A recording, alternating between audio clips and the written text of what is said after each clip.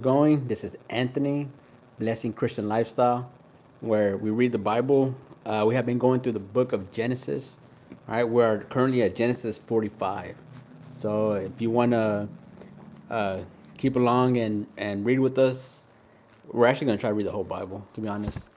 The way I do it is I read some Old Testament, and then I'll read maybe New Testament, maybe the Gospels or whatever comes up. But I like to read some Old Testament and then some New Testament, and then from there we'll just keep on reading the Bible.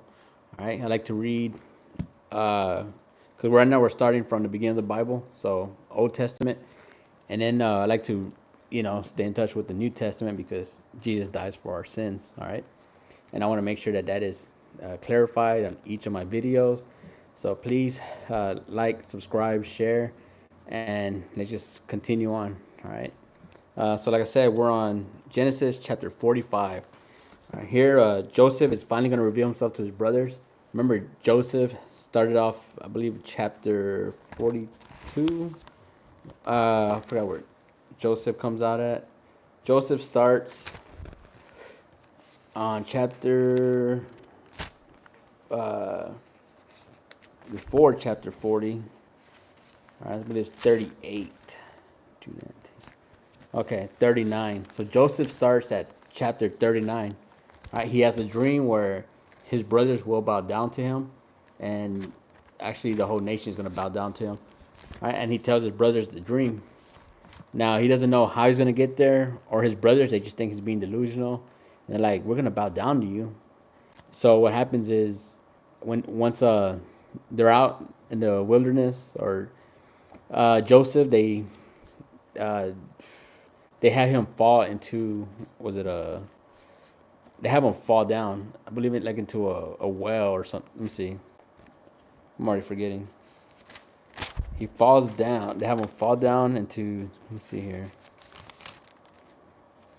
let me see, 39, prisoner's dream. All right, 40, we're already at the prisoner's dream.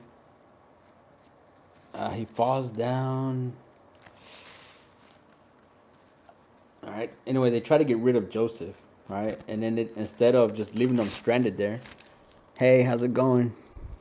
Instead of just leaving him stranded there, they actually sell him, right? And they sell him to the Egyptians, right? And he ends up going into Pharaoh's household.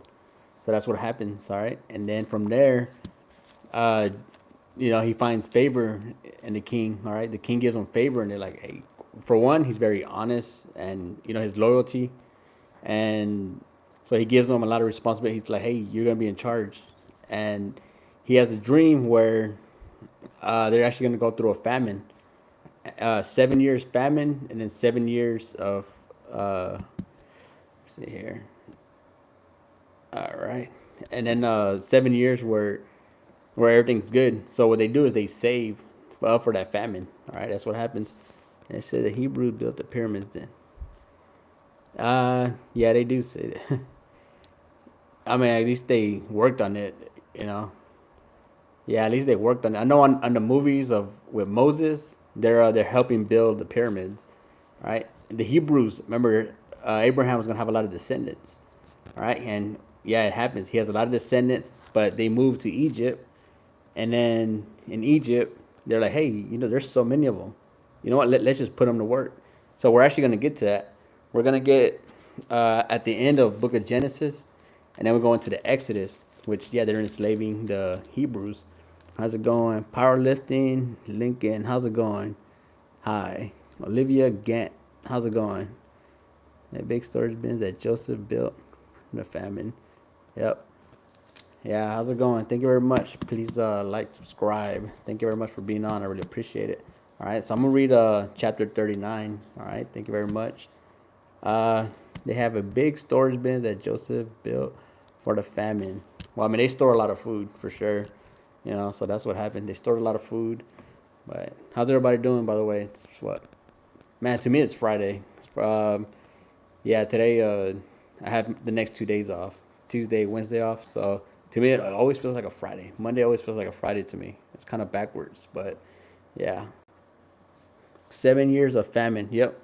So right now they're going through 7 years of famine, and his brothers, you know, they travel to Egypt, and they're like, hey, they travel for food, like hey, they're willing to give them money for food because they're the only ones that have food in Egypt because Daniel had the dream of 7 years of what is it, prosperity, and then 7 years of famine. So what do? You save during those years of prosperity. All right, you save up, and then when the time of famine comes, you're pretty much the only ones with food. All right. Yep. Exactly. 7 years of famine. So right now, his brothers are going to Egypt, and their brothers are noticing like, hey, is he just picking on us? Because he keeps asking about the youngest brother. He keeps asking about their dad, and he's really just trying to get to know, like, get an update. Like, hey, what's been going on? You know, he's trying to get an update, and he's actually running to the back to weep and cry.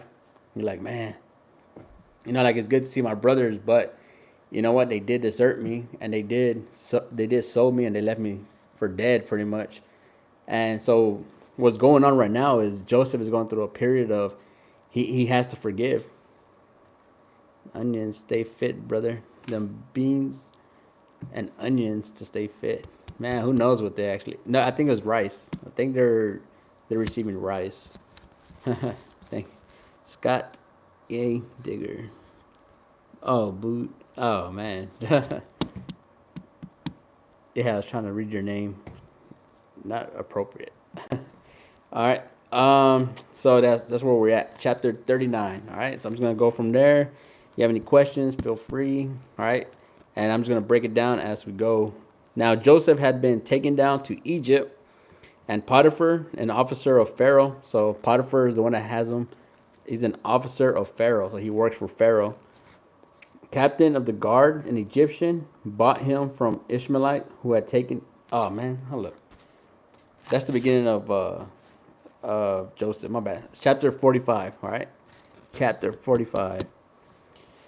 Then Joseph could not restrain himself before all those who stood by him, and he cried out, "Make everyone go out from me."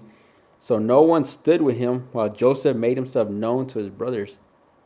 And he wept aloud. So Joseph keeps weeping. He keeps crying. Yeah, he was very faithful. So he keeps talking to his brothers and then running to the back. And then he's weeping, right? And he wept aloud. And the Egyptians and the house of Pharaoh heard it. So finally they're hearing like, hey, why does he keep weeping? Then Joseph said to his brothers, I am Joseph. So he finally reveals himself. I am Joseph. Does my father still live? But his brothers could not answer him, for they were dismayed in his presence. They're like, what? I thought you were dead. You know, his brothers thought he was dead this whole time. And they're like, hey, surprise, I'm Joseph.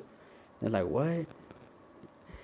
And Joseph said to his brothers, please come near to me. So they came near. Then he said, I am Joseph, your brother, whom you sold into Egypt. But do not therefore be grieved or angry with yourselves because you sold me here. For God sent me before you to preserve life.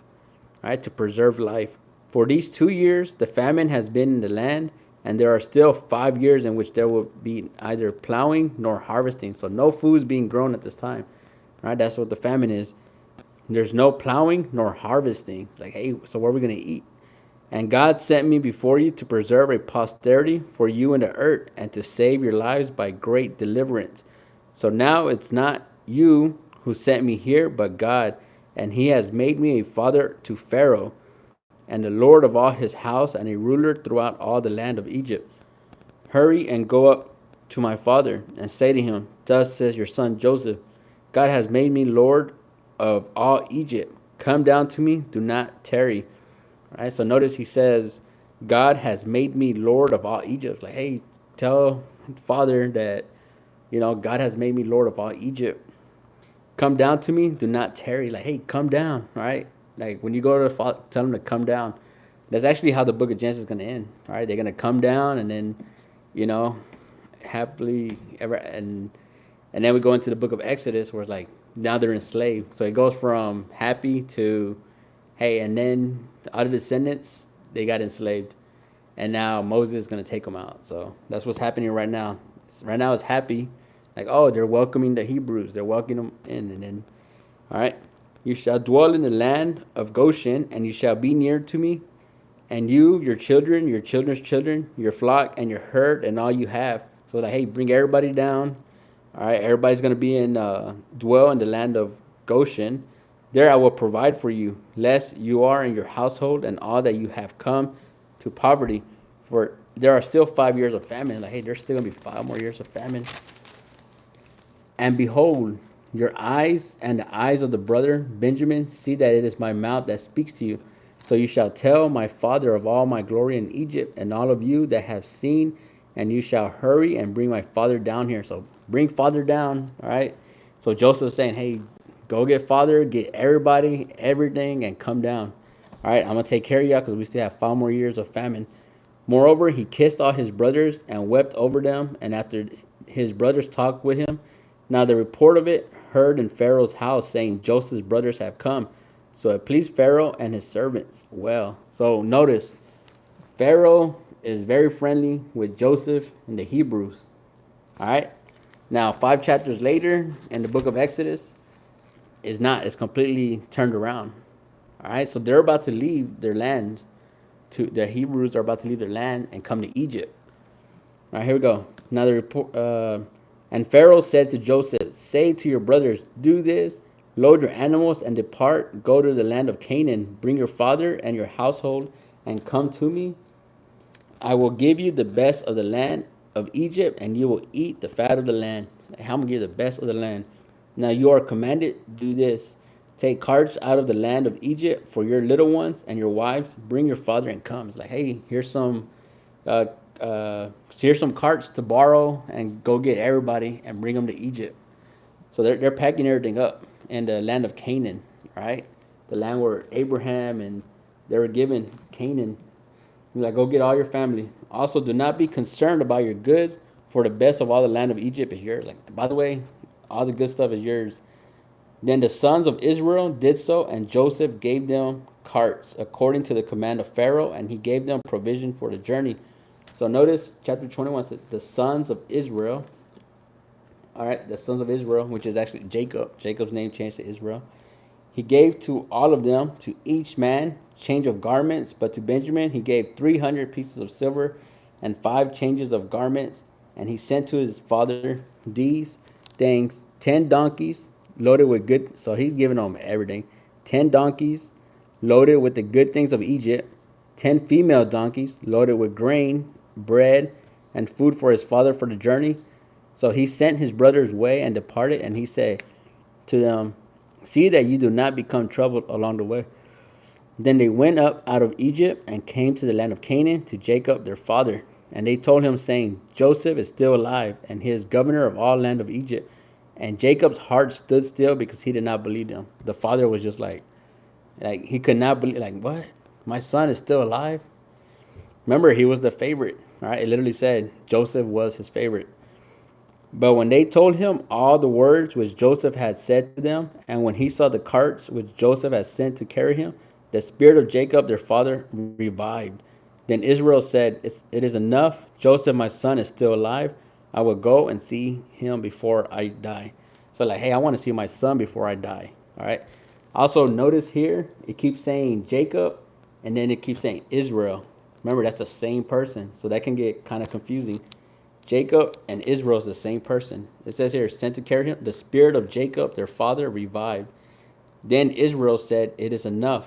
Joseph, my son, is still alive. Israel. All right. So it keeps going back and forth. Don't get confused. Israel, Jacob. All right, here we go. So Israel, Jacob, took his journey with all that he had and came to Beersheba and offered sacrifice to God of his father Isaac. Then God spoke to Israel the vision of the night and said, Jacob, Jacob. So notice he spoke to Israel and he started with Jacob, Jacob. And he said, here I am. So he said, I am God, the God of your father. Do not fear to go down to Egypt, for I will make you a great nation there. So he's getting confirmation from God. Hey, it's okay to go to Egypt. So it's like, hey, it's okay to go to Egypt. And in the book of Exodus, it's like, hey, it's time to go back to the land that I promised you. This is very, very important. The end of Genesis is very important because it leads into Exodus. All right. So he said, I am God, the God of your father. Do not fear. Go down to Egypt, for I will make of you a great nation there. I will go down with you to Egypt, and I will surely bring you up again, and Joseph will put his hands on your eyes. Then Jacob arose, and Beersheba and the sons of Israel carried their father Jacob. The sons of Israel carried their father Jacob, their little ones and their wives, and the carts which Pharaoh had sent to carry him. So they took their livestock and their goods which they had acquired in the land of Canaan and went to Egypt, Jacob and all his descendants with him. So everybody, Jacob and all his descendants, his sons and his sons, his daughter and his son's daughter, and all the descendants he brought with him to Egypt. Everybody's going to Egypt, including God. God said, I'm going with y'all. All right. Now, these were the names of the children of Israel, Jacob and his sons who went to Egypt. All right. So that's just a whole bunch of names. We got Reuben. Let me see. The sons of Simeon. So these are all names that are going to be part of the 12 tribes of Israel. So remember, his name is Israel, and he's going to have 12. The land of Israel is going to have 12 tribes. Now, the name here, Israel, he has, I believe, 12 sons, and these are the names of the tribes that are eventually going to be the tribes. So it's got Reuben, we got Simeon, let me see, Jamiel, Ohad, Jachin, Zora, Shah. So there's a bunch of names here. Names. These were the sons of Leah. So all the way 15, 16, a bunch of names. The sons of Rachel, Jacob's wife. So this is the most important one here. Chapter 46, verse 20. And to Joseph in the land of Egypt, 19. The son of Rachel, Jacob's wife, were Joseph and Benjamin. So Rachel and Jacob, who is Israel, have Joseph. So that's very important to know. All right, who is Joseph's dad? It's Israel / Jacob. His mom, Rachel. All right, here we go, and it has a bunch of names. Sons of Benjamin were, so a bunch of names. These were the sons of Rachel. The son of Dan was a bunch of names. That's another tribe, Dan. All the persons who went with Jacob to Egypt, who came from his body, besides Jacob's son, wives, were 66 persons in all. So 66 people.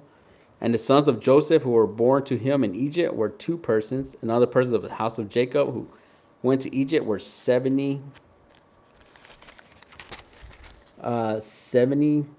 Then he sent Judah. He sent Judah before him to Joseph to point out before him the way of Goshen. And they came to the land of Goshen. So that's where they're going to settle, Goshen. So Joseph made ready his chariot and went up to Goshen to meet his father Israel, and he presented himself to him and fell on his neck and wept on his neck a good while. All right, here we go. So Joseph and his dad meet finally after a long time. How's it going? Thank you for being on Digital Vibe. How's it going? So Joseph and his father finally meet after so many years. All right, hey, feel free to ask a question or a comment. Thank you very much.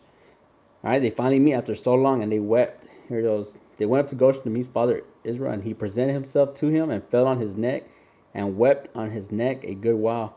And Israel said to Joseph, now let me die, since I have seen your face, because you are still alive. Israel is finally in peace. All right, he's finally in peace. He's like, I could die now. Then Joseph said to his brothers and to his father's household, I will go up and tell Pharaoh and say to him, my brother and those of my father's house who were in the land of Canaan have come to me.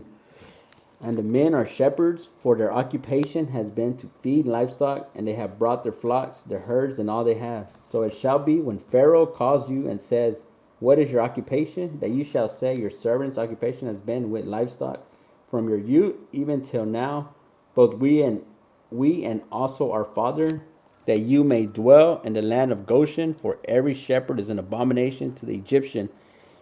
All right. For every shepherd is an abomination to the Egyptian. That's weird.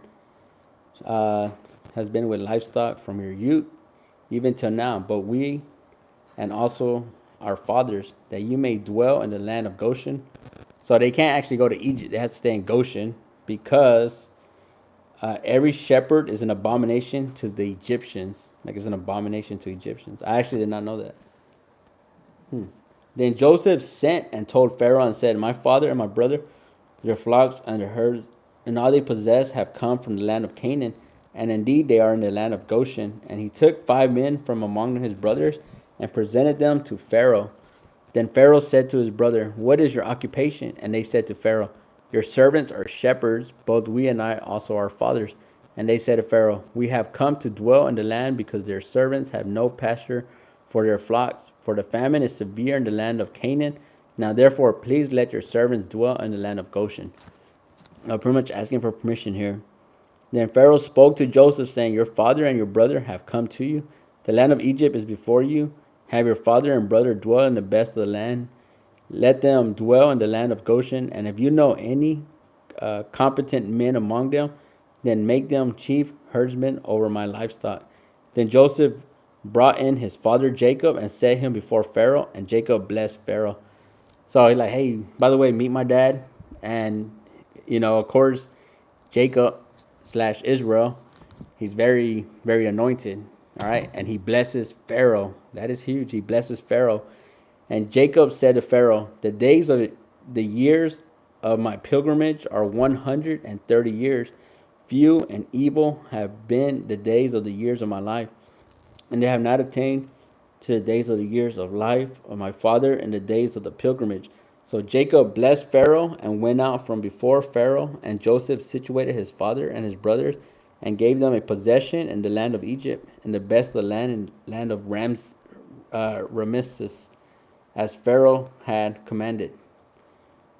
Ramses, I guess. All right, the land of Ramses. That's a popular name in Egypt, Ramses. All right, because I believe there is a pharaoh named Ramses. Then Joseph provided his father, his brother, and all his father's household with bread according to the number of their families. So they're being treated very well. All right, they're getting the best of the best in Egypt. All right, and this is Genesis chapter 47. All right, so Exodus, like I said, it's gonna flip upside down. All right, remember, there's also 5 more years of famine. 5 more years. Also, another thing to think about is that, hey, they left the land again. They left the land, and eventually they're gonna go back to the land, and that's gonna be the book of Exodus with Moses, right? The Red Sea, the part of the Red Sea and everything. So they leave the land, they come back, and that happens multiple times in the Bible. That's one of the repetitions in the Bible. Remember, they leave to Babylon. They get all right. They get taken to Babylon, and then they come back from Babylon. All right. Remember also, they've left Israel not too long, and they came back to Israel not too long ago after World War II. All right. So we got to remember that. Hey, the Israelites, the Jews, they leave and they come back to their land, but that's always been their land. They leave and come back. All right. The book of Joshua, they had to fight for their land. Right. They leave to Egypt all these years and they go back, and there's people already living there, and they had to fight to get their land back. All right. So remember that. Keep that in mind. All right. Here we go. 13. How's it going, by the way? How's it going? Who's on here? Thank you very much for being on. All right. Take a quick break. Drink some water. I got to learn to stay hydrated because I get real dry.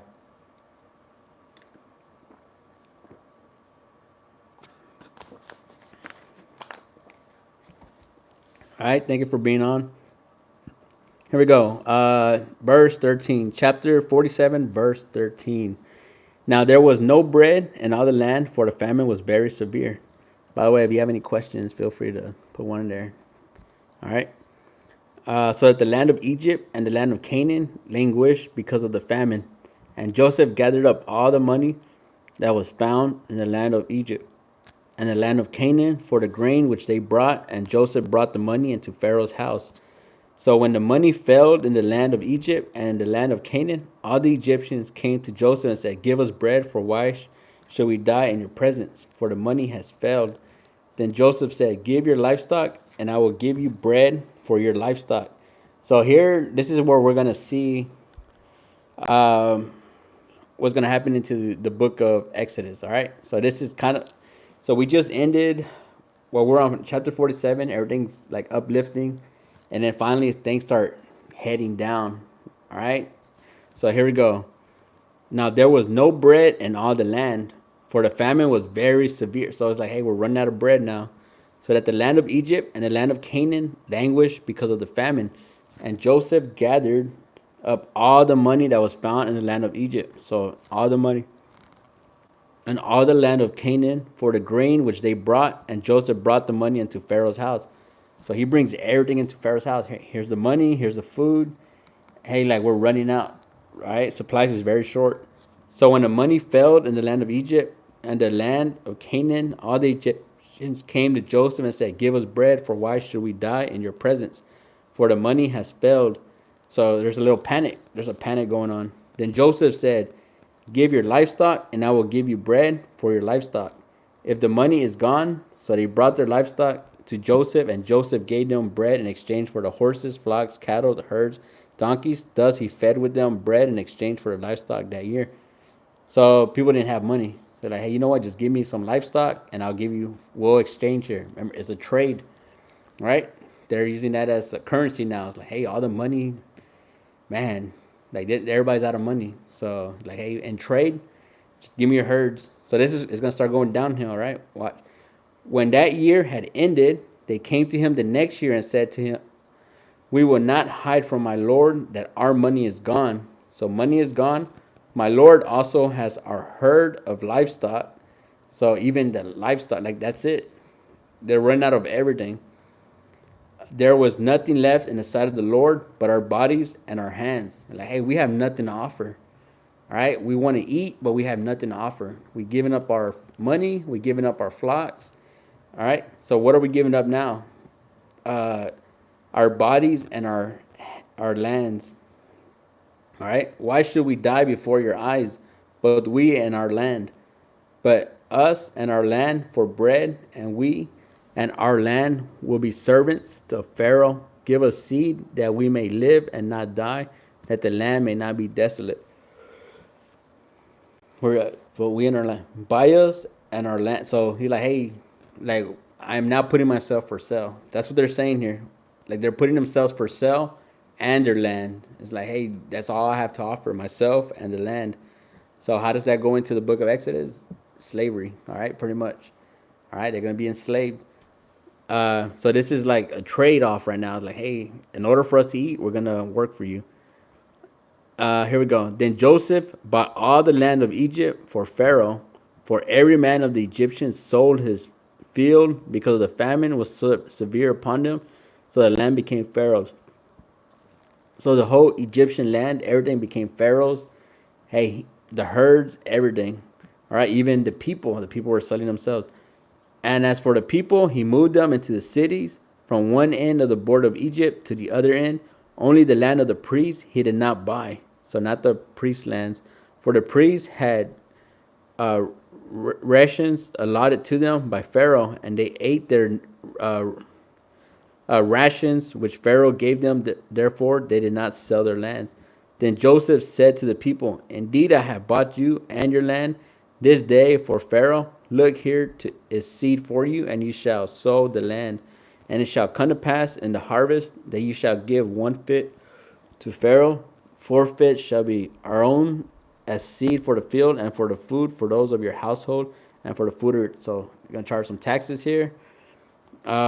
Pretty much Pharaoh's controlling everything. All right, he's gonna have control of everything. That is huge.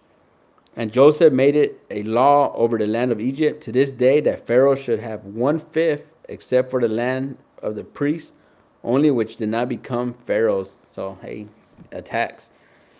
Uh, so here we go, 27. So we're on chapter 47, verse 27. So Israel dwelt in the land of Egypt and the country of Goshen. All right. So it's getting pretty bad here. All right. And Pharaoh's starting to control everything. So, now we can see what's going to happen. And they possession their MC, and they had possessions there and grew and multiplied exceedingly. And Jacob lived in the land of Egypt 17 years. So the length of Jacob's life was 147 years. When the time drew near that Israel must die, he called his son Joseph and said to him, "Now if I found favor in the sight, please put your hands under my thigh and deal kindly and truly with me. Please do not bury me in Egypt." So he says, hey, whatever you do, don't bury me in Egypt. But let me lie with my fathers. You shall carry me out of Egypt and bury me in the burial place. And he said, I will do as have you said. Then he said, swear to me. And he swore to him. So Israel bowed himself to the head of the bed. So Israel says, Jacob did not want to get buried in Egypt. All right. He wanted to go back to his homeland, Canaan. All right. We got 2 more chapters left. All right. 48, 49. And actually, we got 50. So we have 1, 2, 3, 4. We got about 5 pages left. All right. I got to take a small break.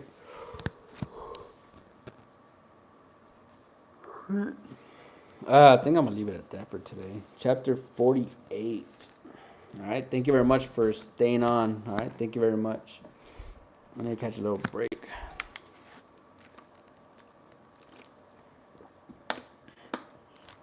Jeez, man. Thank you very much for being on. Anybody have anything, any comments or anything? I just need a quick little break. All right. Sometimes when reading, my eyes they get a little tired, and I'm like, all right. So you do need to get some breaks here and there. Said hi, Leo. How's it going? How's it going, man? Thank you for being on. All right. We just read chapter 48. All right. Actually, let me see. No, we just finished reading 47. Hey, thank you for being on, Leo. How's it going, man? Yeah, it's good to see you, man. I know seen you on here before. It's always almost the same people. It's pretty cool, man. Yeah. Get some rest, brother. Man, do I look tired? Nah, uh, yeah, my work schedule today was 3:30 a.m. to 4:30 p.m. And man, I want to read. I can't pass up or I wanted to read. I told my wife, hey, I can't drive. I stay out of when I get home, I tell her, hey, I could do pretty much anything. I just don't want to drive once I get home because I don't think it's safe. So, but I do want to read. You know, I'll probably take a break in a bit and then get some coffee. No. How's it going, Elijah Mendoza? How you doing, man? I seen you on here before. Elijah Mendoza, you're on here earlier, right? Yeah, I saw you. How's it going, man? Elijah Mendoza. Elijah, yeah, bro. That's cool, man. Good. That's cool, man. Elijah. Yeah, that's a very biblical name. Elijah. Elijah. Yep. It's cool. I wish I had a biblical name. My name's Anthony. How's it going, sister? How you doing? Catching a little break right now. My throat's starting to get dried up again. How's it going? Yeah, you're usually on here on evenings. Yeah, it's good to see you on here. There's a lot of this same people usually. Thank you very much. We just finished reading Genesis chapter 47. Joseph, Egypt's starting to get bad as well. They reached out and gave food to everybody, and then now they're running out of food, and now they're selling. So it's pretty much showing how Pharaoh is going to gain control of all Egypt. Thanks. Pray you well. Oh yeah, yeah. I just wanted to read tonight. I want to make sure I read tonight. There was no way I was going to skip reading. I just want to make sure I did get to read. I'm in Florida. It's 9:47. Florida, Leo, you in Florida? Nice. What part of Florida? Florida. Yeah, what part of Florida? That's pretty cool. I never been to Florida. Actually, I never been on that side of the states. I've been more East Coast. I've been to the East Coast, not the down.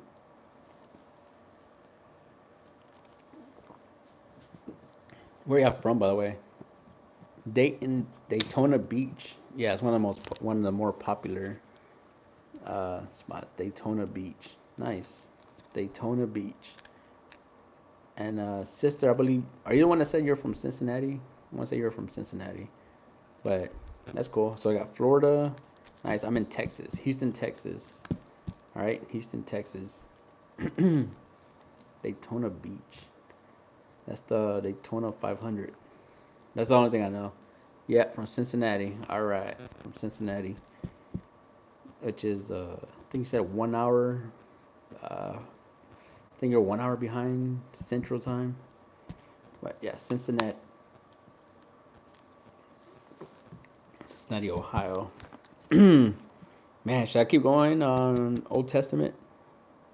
Old Testament is like, man, it's long. Genesis, Exodus, Leviticus, like, man, it's long. I'm not gonna lie, it's a tough read. It's tough, but really, it's always pushed through, man. Like, always pushed through. When I first read the whole Bible, like, half the time I didn't really want it. Like, I just pushed through, and it got, yes, keep going. Just got here. Yeah, yeah. I want to finish. I want to finish Genesis. I really want to finish. So we could get to Exodus. Also, when I finish Genesis, I'm not gonna move on to Exodus right away. I'm actually gonna go back and make sure I cover the book of Genesis as much as possible because I'm not sure if whenever you read, especially the book of Genesis, you never know when you're gonna come back to Genesis. So it's one of those things like I know it's actually been about a year since I came back to Genesis.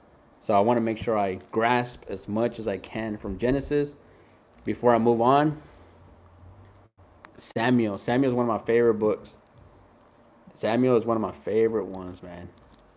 When when God talks to Samuel as a child, that's one of my favorite parts in the Bible. That shows you, hey, God can talk to it. He was so innocent, and God wasn't talking to people in that time. Like he wasn't. It was very rare. It literally says it was rare, and yet God talked to Samuel, and he was a child. He was like, "Here I am." Yeah, I heard it first. I used to listen to audio of King James version of the Bible, and when it read Samuel, it would have like a kid voice, and it say, "Here I am." Like they would change the voices, and so I just remember that, like, "Here I am." That's my favorite part of the Bible. All right, yeah. Make sure you grasp Samuel. That's a very important book. All right. We have Samuel, and also that starts building the seed of David. All right, which eventually leads to Jesus. So that's very very important. Actually, the seed of David starts with the book of Ruth. I want to say. So you start with the book of Ruth, and then we get to learn Boaz and Ruth, and then we go into the Jesse, the seed of Jesse, who eventually has David. So that's very important read. Yeah, I might want to get to the book of Ruth. I don't I don't want to skip right now, but yeah, eventually we'll read a book of Ruth. Yeah, I'm gonna push through the book of Genesis so we can at least finish that.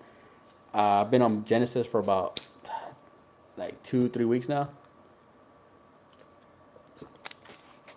There's so many names, but yet there's so much detail. All right, we're building the descendants of Abraham, which in the New Testament it's like, oh, we are the sons of Abraham. All right, Abraham, our father, and it all starts with Genesis.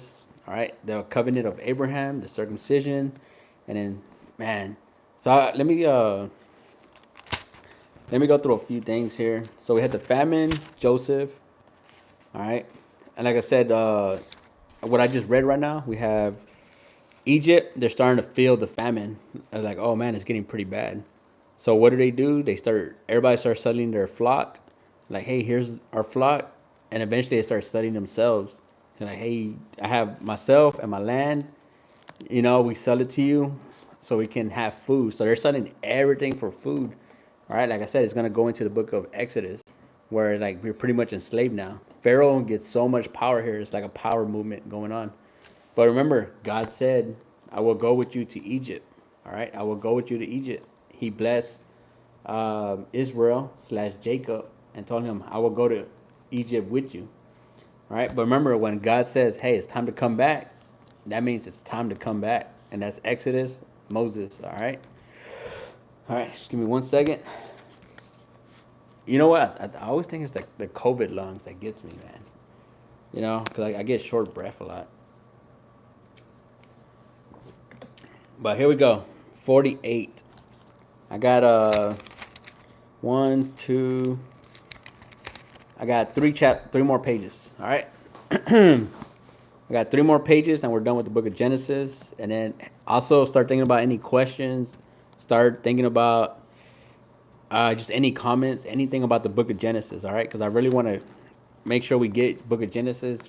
Like I said, I'm not sure when the next time I come back to it, so I want to make sure we learn it as much as possible. All right, we want to learn book of Genesis as much as possible because, hey, once we move on, and then who knows when we come back to Genesis. All right, yeah, we'll be bouncing back and forth here and there, but man, especially when we get to New Testament. To be honest, the way I read a lot is I bounce around a lot, but Book of Genesis is it's not really one of my favorite reads, so I don't really bounce back. I don't find myself to Genesis often, right? There's a few books I don't really find myself going back to often. I stick in the New Testament a lot. Those are one of my most interested ones. Here we go. Genesis chapter 48. All right. So Egypt is going downhill. All right. Now it came to pass after these things that Joseph was told, indeed your father is sick. And he took with him his 2 sons, Manasseh and Ephraim. And Jacob was told, look, your son Joseph is coming to you. And Israel straightened himself and sat up on the bed. Then Jacob said to Joseph, God Almighty appeared to me at Luz in the land of Canaan and blessed me and said to me, behold, I will make you fruitful and multiply you, and I will make of you multitude of people and give the land to your descendants after you as an everlasting possession. All right. So he's very old. He's on his last days here, and he reassures the covenant with God, like, hey, the land to your descendants for you as an everlasting possession. Meaning, if we leave the land like we have right now, don't forget that is our land. That land was promised to us by God. So right now we're in Egypt, but do not forget that that is our land.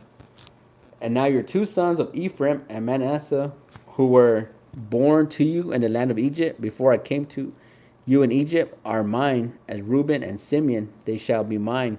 Your offsprings, whom you begat after them, shall be yours.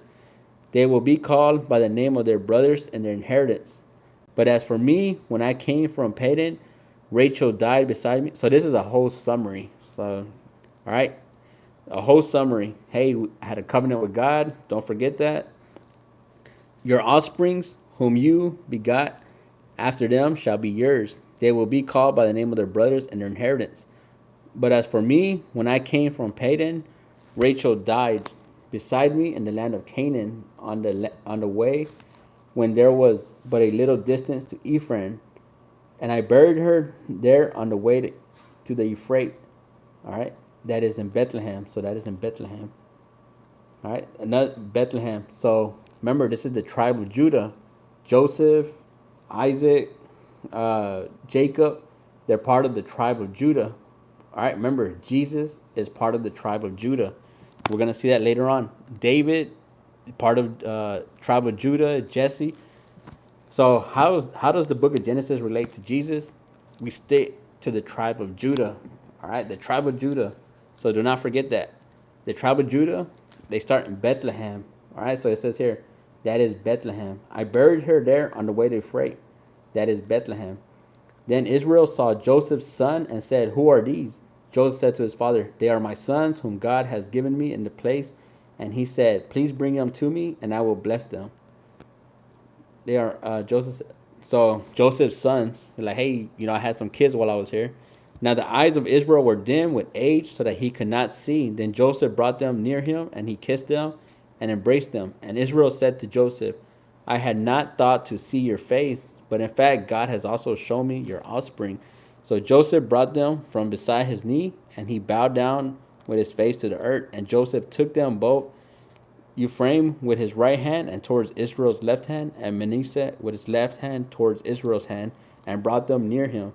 So he's going to give him a blessing, like, hey, here's a blessing. Remember, his dad gave him a blessing, even though he stole it from his older brother. Right? Then Israel stretched out his right hand, laid it on Ephraim. So he stretched out his hand, who was the younger, and his left hand on Manasseh's head, guiding his hand knowingly, for Manasseh was the firstborn. All right, so he knows Manasseh was the firstborn. And he blessed Joseph and said, God, so here's the blessing. God before whom my father Abraham and Isaac walked. So I'm talking specifically to that God, which is Abraham and Isaac have walked with. The God who has fed me all my life long to this day. The angel who has redeemed me from all evil. Bless the lads. Let my name be named upon them, and the name of my father Abraham and Isaac. Let them grow into a multitude of the midst of the earth. So it's all about growing multitudes. Now, when Joseph saw that his father laid his right hand on the head of Ephraim, it displeased him. So he took hold of his father's hand, removed it from Ephraim's head to Manasseh's head, and Joseph said to his father, "Not so, my father, for this one is the firstborn. Put your hand on his head." So, all right. So Joseph it now has an envy on. He's like, "Hey, bless my older son, not the younger son." But remember, Israel slash Jacob, he was blessed when he was the younger one, and the older one served the younger one. Now Joseph doesn't want this to happen, but let's see what happens here. All right. But his father refused and said, "I know, my son, I know. He also shall become a people, and he also shall be great. But truly his younger brother shall be greater than he, and his descendants shall become a multitude of nations." So that is repetitive again. All right. He's like, hey, he's continuing. The older one, I mean, the younger one shall be greater than the older one. The younger brother shall be greater than the older brother. Become multitude of, and also they shall become a multitude of nations. So he blessed them that day, saying, "By you Israel will bless, saying, but you Israel I will bless, saying, may God make you as Ephraim and Manasseh." And thus he set Ephraim before Manasseh. Then Israel said to Joseph, "Behold, I am dying, but God will be with you and bring you back to the land of your fathers. Moreover, I have given to you one portion above your brother, which I took from the hand of the Amorite with my sword and my bow." I'm sorry. So Joseph is dying. I mean, Israel is dying here. Israel slash Jacob. All right. It says here, but I am dying, but God will be with you and bring you back to the land of your fathers. So that is the Abraham's land back in Canaan slash Israel, which I took from the hand of an Amorite with my sword and my bow. Here we go, chapter 49. And Jacob called his sons and said, "Gather together that I may tell you what shall befall you in the last days." So here's some prophecy, like, for Joseph. "Gather together and hear you sons of Jacob, and listen to Israel your father. Reuben," oh man. All right, so this is going to be very, very important. This is very important, all right? This is going to be very, very important. Who's with me? I'm going to give it a second. This is very, very important. Chapter 49. All right. This is very, very important. All right. All right, so chapter 49, starting with verse 2. "Gather together and hear, you sons of Jacob, and listen to Israel your father. Reuben, you are my firstborn, my mighty, and the beginning of my strength, the excellence of dignity and excellence of power. Unstable as water, you shall not excel, because you went up to the father's bed, then he defiled it. He went up to my couch." Am I missing something here? "Because you went up to your father's bed, then you defiled it. He went up to my couch." "Simeon and Levi are brothers, instruments of cruelty in their dwelling place." So he's giving them all like characteristics here. All right. "Let not my soul enter their council. Let not my honor be united with their assembly. For in their anger they slew a man, and in their self will they hamstrung an ox. Cursed be their anger, for its fierce, and their wrath, for its cruel. I will divide them in Jacob and scatter them in Israel." So let me see. Simeon and Levi are brothers, instruments of cruelty. All right. And here we go. Reuben, unstable as water, you shall not excel. All right. So that's the characteristics. So we got Simeon and Levi. Here we go. Judah. So remember, Jesus comes from Judah. You are he whom your brothers shall praise. Your hand shall be on the neck of your enemies. Your father's children shall bow down before you. Judah is a lion, whelp from the prey, my son. You have gone up. He bows down, he lies down as a lion, and as a lion who shall rouse him. All right. The scepter shall not depart from Judah, nor a lawgiver from between his feet until Shiloh comes, and to him shall be the obedience of the people, binding his donkey to the vine, and his donkey colt to the choice vine. He washed his garment in wine, and his clothes in blood of grapes. His eyes are darker than wine, and his teeth are whiter than milk. So that's Judah, all right? The tribe of Judah, which is where Jesus is going to come from. So it says Judah. So I'm gonna have to look that one up more because I'm sure there's a lot of depth in that. All right. So that's gonna be Genesis chapter 49 verse 8. Judah. I'm gonna look that up probably tomorrow at some point. I really want to get into depth on that one. All right. So because it says Judah is a lion. All right. What from the prayer of my son, you have gone up. He bows down as a lion. The lion of Judah. All right. Here we go. 13. Zebulun shall dwell by the haven of the sea. He shall become a haven for ships. To the border shall join Sidon. Issachar is a strong donkey lying down between two burdens. He saw the rest was good and the land was pleasant. He bowed his shoulder to bear a burden and became a band of slaves. All right. Dan shall judge his people as one of the tribes of Israel. Dan shall be a serpent by the way, a viper by the path that bites the horse's heel, so that his rider shall fall backwards. I have waited for you, for your salvation, O Lord. Gad a troop shall tramp upon him, and he shall triumph at last. Bread from Asher shall be rich, and he shall yield royal dainties. Naphtali is deer let loose. He uses beautiful words. Joseph is a fruitful bow. By well his branches run over the wall. Archers have bitterly grieved him, shot at him, and hated him. But his bow remained in strength, and the arm of his hands were made strong by the hands of the mighty God of Jacob. For there is the shepherd, the stone of Israel. By the God of your fathers who will help you, and by Almighty who will bless you, with blessings of heaven above blessings of deep that lies beneath, blessings of breast and of womb, blessings of your father have excelled the blessings of your ancestors, up to the utmost bound of the everlasting hills. They shall be on the head of Joseph, and the crown of the head of him who was separated from his brothers. All right, so that was Joseph. That's a lot of depth as well. Joseph. Joseph, 22. All right. Tribe of Benjamin is a ravenous wolf. In the morning he shall devour the prey, and at night he shall divide the spoil. All these are the 12 tribes of Israel, and this is what their father spoke to them and blessed them. He blessed each one according to his own blessings. So 12 tribes of Israel. How's it going, Isaiah Turan? How's it going? Is that Isaiah or Isaiah? Do you have kids? I have 3 stepdaughters and I have 1 biological daughter.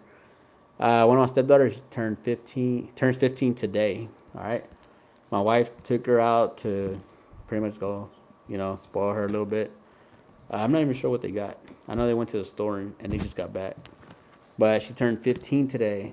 She's actually my wife's youngest, 15. She has a 16-year-old and an 18-year-old. And me and my wife, we have a 3-year-old together. But hey, we're all one happy family. So, yeah. How's it going, Sarah? So 12 tribes of Israel and their characteristics. That is huge. All right, that is huge. You can do a deep study on that as well. 12 tribes, and that's going to continue on throughout the Bible. The 12 tribes, like, oh, what tribe? Like, remember Jesus, tribe of Judah. So the bloodline goes all the way down. All right. Also, it's important to know this. And then also when you read back in the book of Genesis, you know what each brother there's a whole story about each one. So, yeah. But this one right here just pretty much characterizes each one. Here we go. All these are the 12 tribes of Israel. That is what their father spoke to them, and he blessed them. He blessed each one according to his own blessing. Actually, if you meet a Israel or Jewish person, I always wondered if people know their tribes. All right, because these are tribes that are like, they're descendants. They have descendants, and I always wonder if people actually know their tribe. That is huge. That's something I really wonder. Like, hey, would you know your tribe? If you're a Jewish, if you're Jewish or something, like, would you know your tribe? Like, what tribe do you belong to? And then you look at their characteristics and their blessing, which is right here. So that's actually very interesting. Yeah, it's like, what tribe? Like, oh, I'm the tribe of Benjamin. Oh, Benjamin, a ravenous wolf. In the morning he shall devour the prey, and at night he shall divide the spoil. Like, oh, okay. Uh, I'm. I doubt we'll find somebody to tribe of Judah. All right, Jesus, tribe of Judah. All right, here we go. Chapter 49, verse 29. All right. Then then he charged them and said to them, I am to be gathered to my people. Bury me with my father in the cave in the field of Ephron the Hittite, in a cave that is in the field of Machpelah, which is before Mamre, and the land of Canaan, which Abraham bought with the field of Ephron the Hittite as a possession of burial place. There they buried Abraham and Sarah, his wife. So they're like, hey, I want to be buried with Abraham and Sarah, which is two generations before him. There they buried Isaac and Rebekah, his wife. So pretty much all the generations. You got Abraham, Sarah, then we have Isaac, son, and Rebekah, his wife. And he's like, and now I want to be buried. And there I buried Leah. So he buried Leah there as well. The field, the cave that there was purchased from the sons of Heth. And when Jacob had finished commanding his sons, he drew the feet up in the bed and breathed his last breath and gathered to his people. Notice it does not say Rachel. Where was Rachel buried? I'm pretty sure it said it over here somewhere. All right. And when Jacob had finished commanding his sons, he drew his feet up into the bed and breathed his last breath and was gathered to the people. So that's the end of Jacob. All right. That's the end of Jacob in the book of Genesis. Now we're going to finish Joseph, chapter 50. All right. So we're in Genesis chapter 50. We're going to finish with Joseph. Then Joseph fell on his father's face and wept over him and kissed him. And Joseph commanded his servants, the physicians, to embalm his father. So the physicians embalmed Israel. 40 days were required for him, for such are the days required for those who are embalmed. And the Egyptians mourned for him 70 days. So I got to look up the word balm. BALM. For they, embalmed. So I got to look up that word. All right. Embalmed. Anybody don't know what that means? Embalmed. Embalmed meaning preserve from decay, originally with spices, and now usually injection. So they put spices and, right, preserve from decay. Okay, so they're preserving him from decay. So that's what embalm means. So Joseph went up to bury his father, and with him went up all the servants of Pharaoh, the elders of the house, and all the elders of the land of Egypt, as well as the house of Joseph, his brothers, and his father's house only, their little ones, their flocks and their herd they left in the land of Goshen. And there went up with him both chariots and horsemen, and it was very great gathering. So he had a huge ceremony pretty much.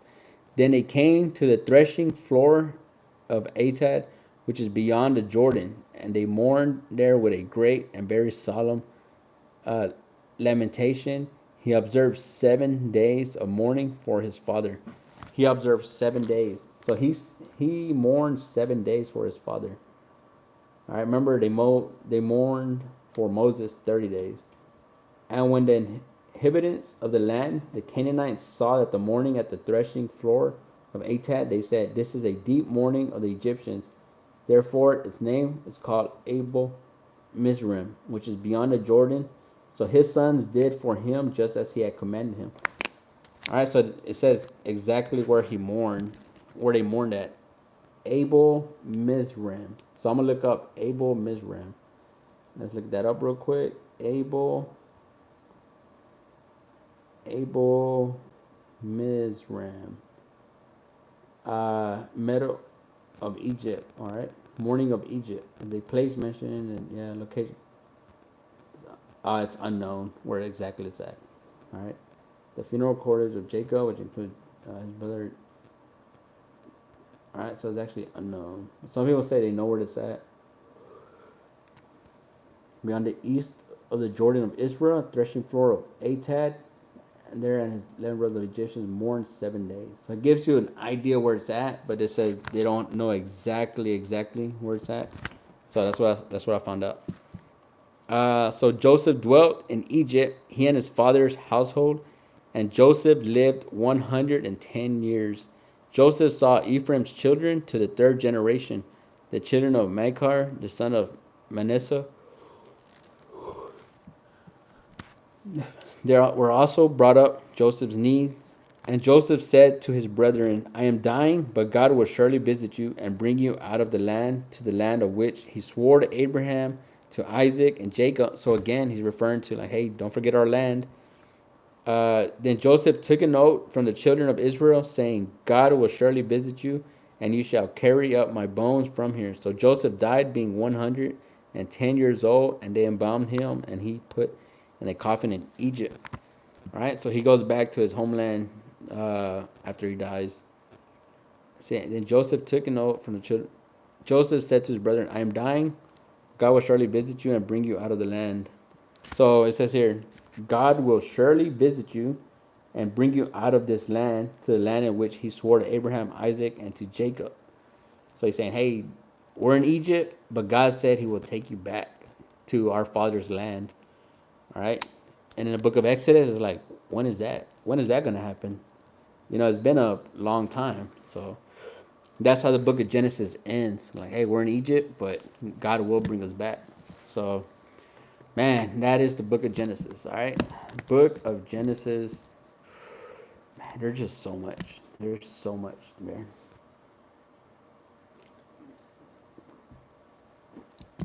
Man, there's just so much. Book of Genesis.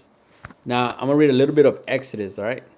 Now, these are the names of the children of Israel who came to the... So, here's all the names. So, right away, genealogy, right away, all right? Right here, genealogy. All right, so it gives you a whole genealogy real quick. And Joseph died and his brethren and all the generations, but the children of Israel were fruitful and increased abundantly, multiplied, and grew exceedingly mighty, and the land was filled with them. So they pretty much overtook Egypt by their population. Now there arose a new king over Egypt who did not know Joseph. So generations have passed and they forgot about Joseph, no more loyalty. And he said to his people, look, the people of the children of Israel are more and mightier than we. Come, let us deal shrewdly with them, lest they multiply, and it happen in the event of war, that they also join our enemies and fight against us. So go up out of the land. Therefore they set taskmasters over them to afflict them with their burdens, and they built for Pharaoh supply cities, Pithom and Ramses. But the more they afflicted them, the more they multiplied and grew, and they were in dread of the children of Israel. So Egypt felt threatened because they're like, hey, there's so many of the sons of Israel. Like, they multiplied. Also, notice here it says, afflict with them burden. They built for Pharaoh supply cities, Pithom and Ramses. So they built for Pharaoh supply cities. All right. That's Exodus chapter 1, verse 11. I'm going to take a quick look at that. Exodus 1, verse 11. All right. Exodus 1, the Testament of Israel. Let me see. Okay. Israelite population appointed taskmasters to oppress them with hard labor and forced construction of the store cities, paying up Ramses for Pharaoh. These taskmasters, essentially slave drivers, were. So it's mostly about the taskmasters, which was they were beating them and stuff. All right, and that's gonna go in. That's Exodus. So we just finished the book of Genesis. All right. I never read the entire Genesis. Man, yeah, this is like I think it's like the third time I read it. Man, it's long. I'm not gonna lie, it's long. You see how I had to push through it. Yeah, I had to push through, but it's long. Book of Genesis. Uh, my recommendation is find a easier Bible to read. Because you saw how I had to break down a lot. I might actually move to an easier Bible just so I could read a little faster and more clearer. So I'm thinking about doing that. I'm actually thinking about using my stepdaughter's Bible, which is the New Living Translation. I specifically bought it for her because it's more simple to read. NIV, man, I don't know. I was at the Bible store the other day. I was actually gonna move to the NSB. Uh, yeah, but I didn't find one that I liked. I found they didn't have red lettering, or man, I don't know. They had like small ones that had red lettering, but they're like, hey, I wanted a bigger one with red lettering, and I just did not find one. And then I was looking at study Bibles. I'm like, man, these are it's very fat. I could have been in that store all day. Like there was just so much in the store. I was like, geez. There was a book that was like, man, it was just so much in there. But NIV, I don't think I have an NIV. I have a King James, New King James. My stepdaughter has a New Living Translation. My wife just bought a Christian Standard Bible, which I read for a little bit. It was simple as well. So I'm not sure which. I'm thinking about going to a New Living Translation or NSB, uh, standard version. But yeah, that's what I'm thinking about doing. I need to shop for a Bible, by the way. Red lettering, and I was at the Bible store and I was looking for a good sized Bible, kind of like this. I prefer black. When I got this one, that's all they had was brown. I prefer black, like this one. Like this one's black. And I prefer when Jesus talks, we have red lettering. All right, so I prefer red lettering because sometimes I like to just read red letters. It's simple. NIV is simple. New International Version. Maybe. I don't know. I'll consider. But yeah, red lettering. Sometimes I like to read just the red lettering because sometimes I just, especially on Sundays. On Sundays, I like to really listen to a gospel book. I usually go to Matthew or John. A few weeks ago, I went to Luke and Mark. All right, Mark is pretty fast. It's just action, and so, yeah, I think I read Mark on here already. But yeah, that's one thing I really enjoy doing. Um, yeah, especially on Sundays, I really enjoy reading the gospel. I would encourage you listen to the gospel on Sundays. All right, even before church, before a sermon or anything, just listen to it. Especially this week. All right, this week we have this Sunday was the anniversary of Jesus riding on a donkey into Jerusalem, which fulfilled the prophecy. All right, fulfill the prophecy that the king will come riding on a donkey, which is Jesus. And that was prophesied 500 years before it happened. And that is in the book of.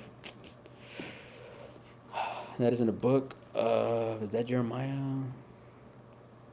I forgot which book that was. What book was? Let me just pull it out real quick. Prophecy.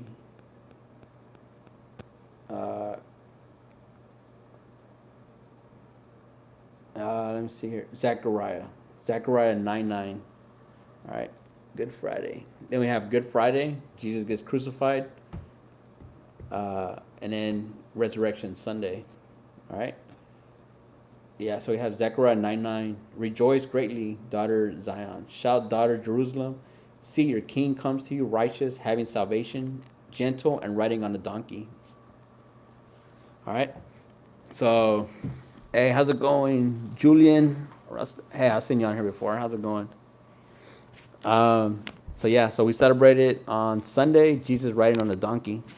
All right, that's Zechariah 9:9. That's the prophecy, and then we see, I believe, in the book of Matthew, he's riding on the donkey. Also, if you watch the show The Chosen, the latest one, the first episode, it's Jesus riding on a donkey. So that's where it starts. Jesus riding on a donkey into the celebration of Passover. So this is the week of Passover, by the way. I haven't looked at Jewish news. Let me see if I can look something up real quick. Let me see what's going on right now in Jewish news.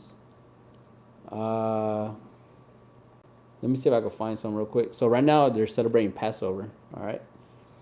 My stepdaughter says, "What's Passover?" Well, Passover is celebration of, for one, celebration of the book of Exodus when they left Egypt. All right, for one. All right, Passover when they put they sacrificed the lamb, and with the blood they put it on the door, and Jesus passed over those houses and did not kill their firstborn. And because the Egyptians didn't have that cleansing, hey, they weren't passed over. All right, God killed the firstborn. All right, God, the firstborn child. So, yeah, so they did not get passed over. How do you get passed over? You get cleansed. You have to cleanse it, and that's what they did. Now, what is the Passover? Today, the Passover is Jesus Christ died on the cross for Jesus Christ died on the cross for us. And if you accept Jesus Christ, guess what? You're gonna get passed over, pretty much. Meaning you have grace in God's eyes. So you want to get that grace in God's eyes. All right. You want to find grace in God's eyes. How do you find grace? You accept the blood of Jesus Christ. Accept the blood.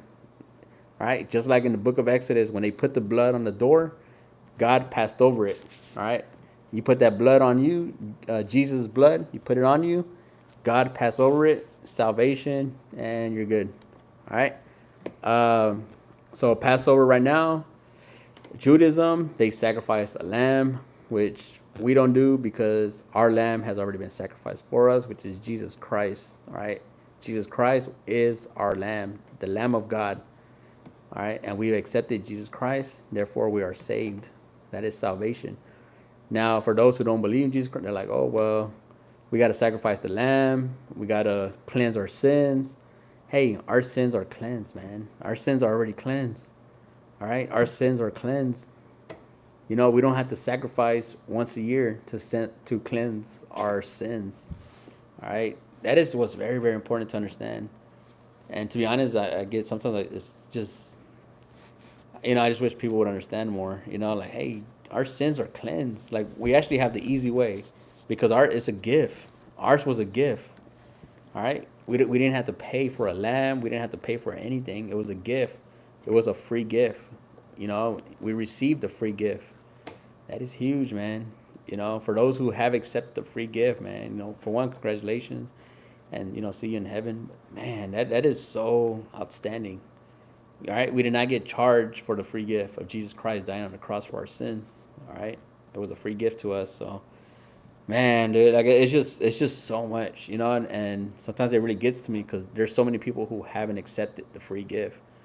And sometimes, like, I'll hear people not believe in Jesus, and I'm like, dude, how do you not believe in Jesus? How that isn't to me that is impossible. Like, how do you not? And then why wouldn't you want to? I believe I was on here not too long ago where somebody was like, but how?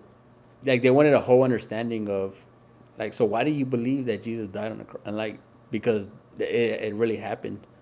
Like, it literally we have testimonies. All right, we have testimonies. We have history. Jesus Christ died on the cross for us. All right, and then he's like, well, how do you know he died for us? Because it's in prophecy. Our Savior was riding on a donkey for our sins, transgressors. Also, we have John the Baptist. All right, John the Baptist had a job to do to clear the way for Jesus Christ before he came. All right, and then he pointed him out. Here, that's the Lamb of God, who's here for and to cleanse our sins, the sins of the world. All right, he tells us that ahead of time, literally, like, hey, repent and be baptized, repent and be baptized. Oh, look, there goes Jesus. Jesus gets baptized. God speaks. You're my beloved son for who I am well pleased. Like, man, it's just so much. And then it's like, well, how do you know? And this and that. And it's like, there's just so much. And then if we get even more deep, the book of Acts, after Jesus had already been crucified, they're trying to water down what happened on the cross. And that includes Paul, all right, whose name was Saul of Tarsus at the time. All right. He tried to, he convicted Christians like, nope, Jesus never happened, this and that. And what happens to Saul? He ends up turning because he has an experience with Christ. I know religion with some people. Yeah, I know, and it's just very, and it's just there. Like it's like all the facts are there. It's just all there, and it's like, man, and it starts with the book of Genesis. So that's sometimes it just gets to me, but yeah. So I remember Paul. He killed Christians. All right, he killed Christians, and then he ends up having an experience in Damascus where Jesus Christ comes to him and tells him, "Why thou persecute me?" All right, and he makes him blind. And then when he is healed, Saul, whose name is Paul, he believes in Christ. Then after he done persecuted the church, he done killed Christians. He has this experience, and he's like, "Oh, Jesus is definitely real." And he becomes the biggest apostle of them all. Like to the Gentiles, which is us, non-Jews.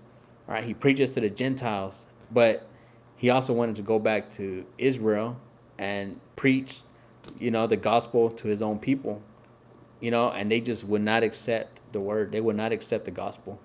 They rejected Jesus then. They rejected him afterwards. And to this day, the house of Israel still rejects Jesus Christ. And that is what the whole Bible is about. FYI, that is what the whole Bible is about. That his own house rejected him, the Messiah. That they were waiting for this whole time. The house of Israel waited for the Messiah this whole time. And when he finally came, they rejected him. And therefore, God, provokes them by saving the Gentiles, which is us. All right. So they are being provoked, and they're like, why are they like, we're the sons of, we're the chosen ones, the sons of Abraham, from the book of Genesis. Like, yeah, but God said, hey, they didn't want to be saved. They rejected the son. And then he has Paul spread the gospel to us Gentiles, and that's where we're at today. Today we are in the book of Acts. All right, today we're in the book of Acts. After the Gospels, we got the book of Acts. All right, spreading the word to the Gentiles, which is us. All right, this is me, Gentile, talking to Gentiles for the most part, more likely. And that's just how it is. All right. Sometimes I mean, it's just so much, man. Yeah, it's just so much. Thank you very much for being on. All right, really appreciate it. It's 9:30.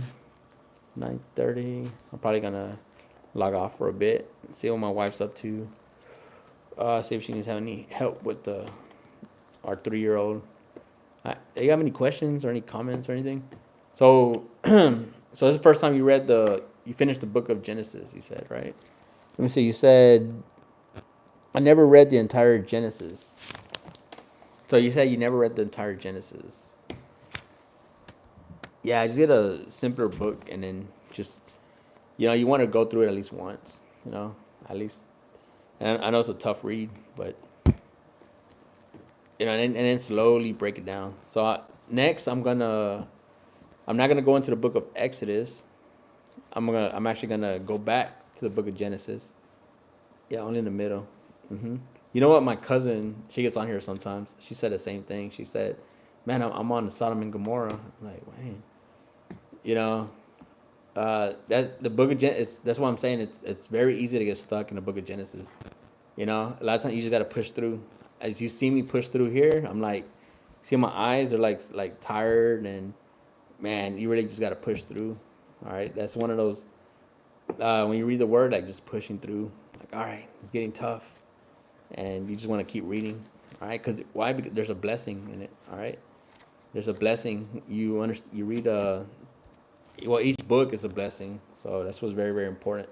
Especially the first time around. I know it's hard. The first time around is pretty hard.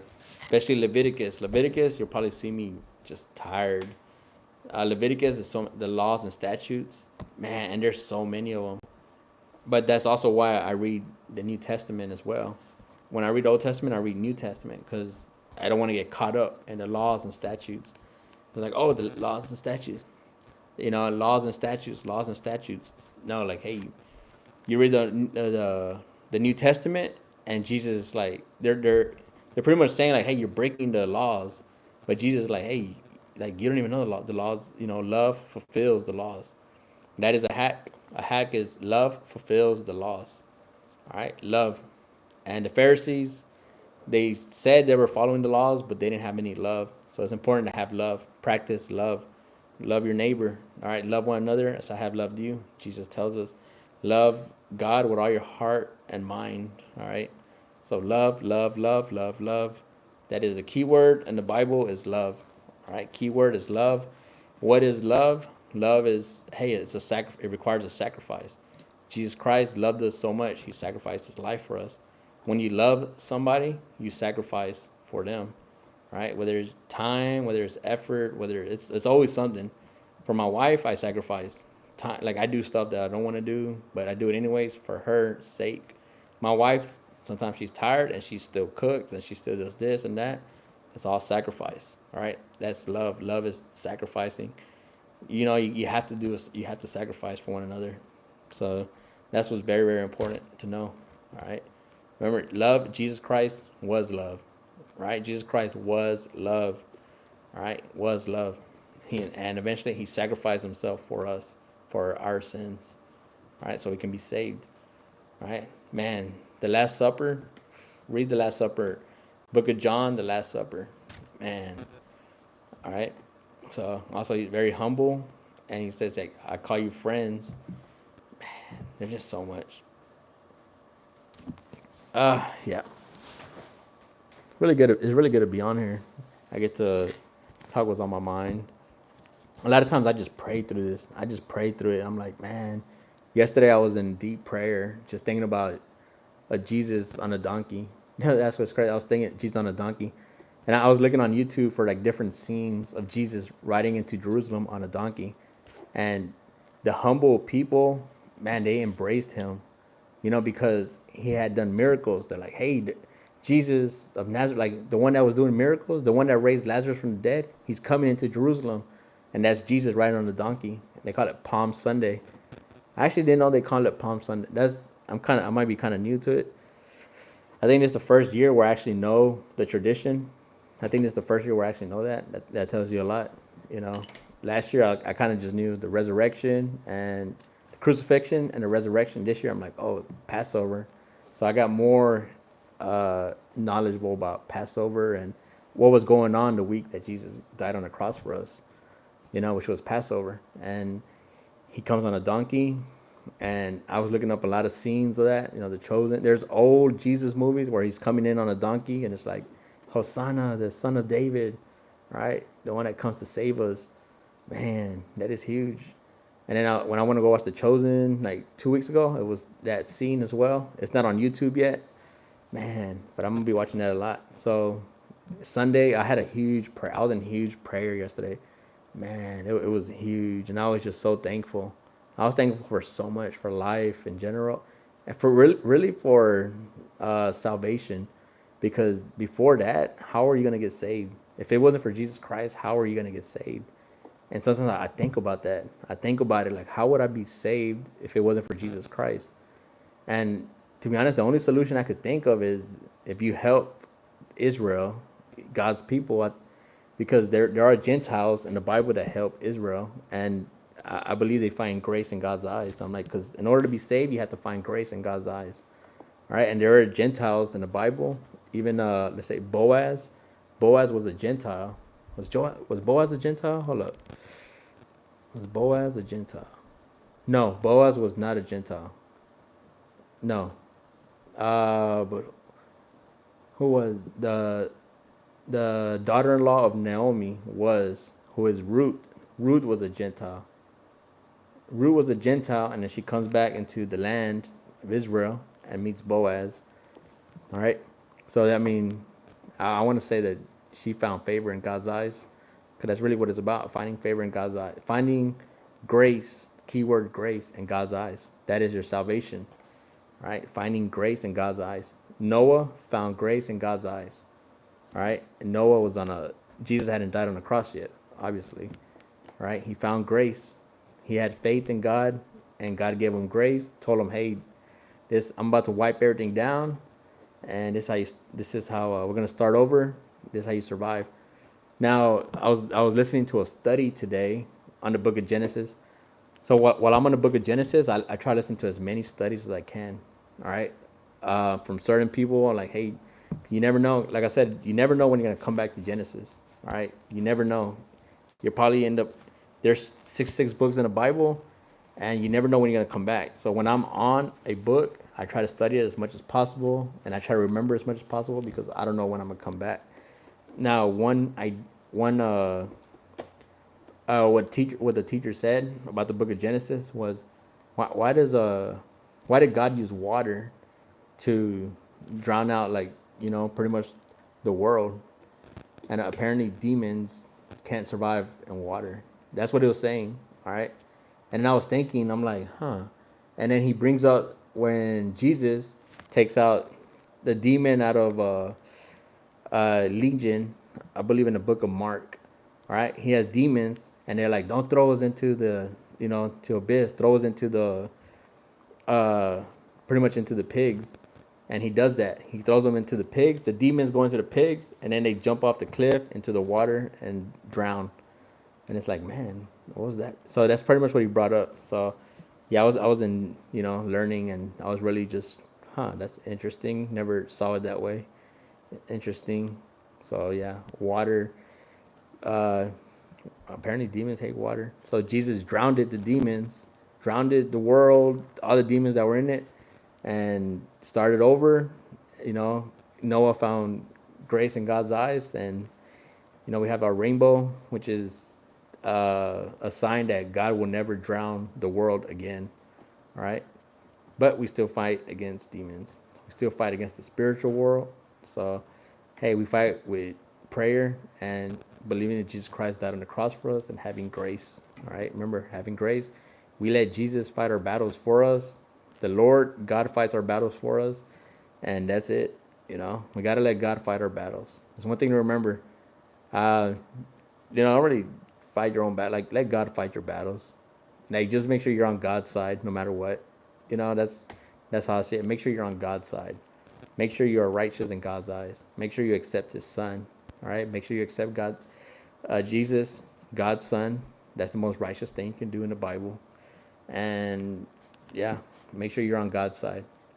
All right. So anytime you feel like, hey, demons or something, just make sure you're on God's side. Like, hey, be righteous, and man, just doing things that God favors. Reading your word, um, blessing the poor, uh, even fasting. You can even fast and be in prayer. Do things that God so God gives you favor. Like, find things that God favors. Like, hey, righteous things. Remember we are not saved through works. We are saved through faith.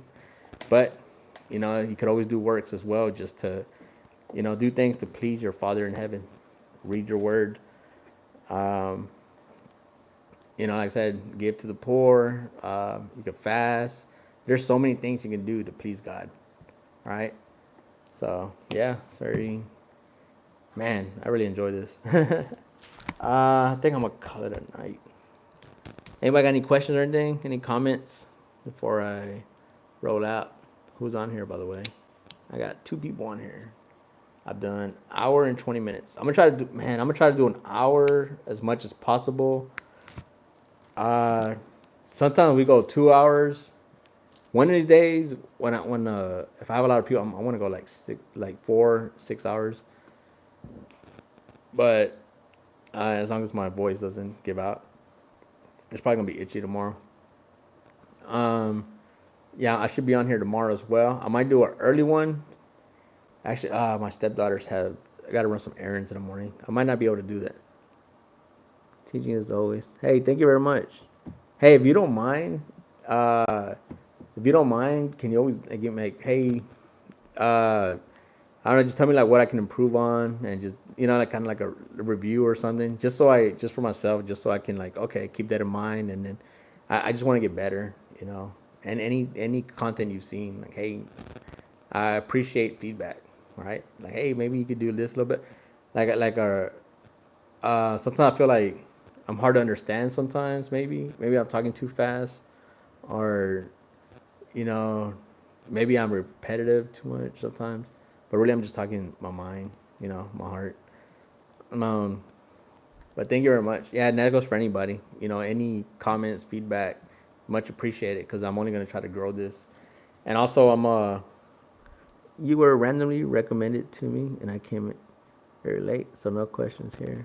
Oh yeah, Emily. I think I've seen you on here before, right? You were randomly recommended to me. So was I recommended on the YouTube feed or was it a share? But yeah, uh, yeah, that's interesting. You're randomly recommended. No, sir, that's a different. Oh, okay, different. Yeah, it's because I see names on here, and I'm like, I'm pretty sure I saw Emily on here already. Oh yeah, yeah. How were you recommended by the way? Was it through like a short video or it was on YouTube homepage? Hey, I made it onto somebody's homepage. Nice. Was it the live? That's actually pretty cool. So YouTube pushed me out a little bit. Sometimes YouTube is like it's very bipolar. I'm not gonna lie. It'll push out. Awesome. Thank you very much for that feedback. Thank you very much. Yeah, YouTube sometimes it'll push me out, like put me out there, and then sometimes it won't at all. And I'm like, man, it was live for me. All right, nice. Yeah, I try to do. No matter what, I'm trying to read my Bible every day, no matter what. And then I just press record. I read. It doesn't matter how many people. I just read, and then I mean, I hope at one point I get a lot. Like that would be awesome. And then also I like the commenting for my test. You have a test as well. What kind of test you got? Isaiah Turan. Yeah, it's about that season. What grade or what test you got? Man, I don't miss test days. Eve. Can you pray for my tests? What's Eve? What grade is it? Is it what test again? I'm sorry, Eve. Fifth grade. Ah man. Hey man, blessings to you, man. Like, hey, you go past your fifth grade test, man. Yeah, I pray that hey you pass and you're blessed so you can move on to your sixth grade. Man, math test. Yeah, man, I pray that you pass your math test, man. Hey, God bless you, dude. Hey, God bless you for being on here. And that's a very biblical name as well, Isaiah. All right.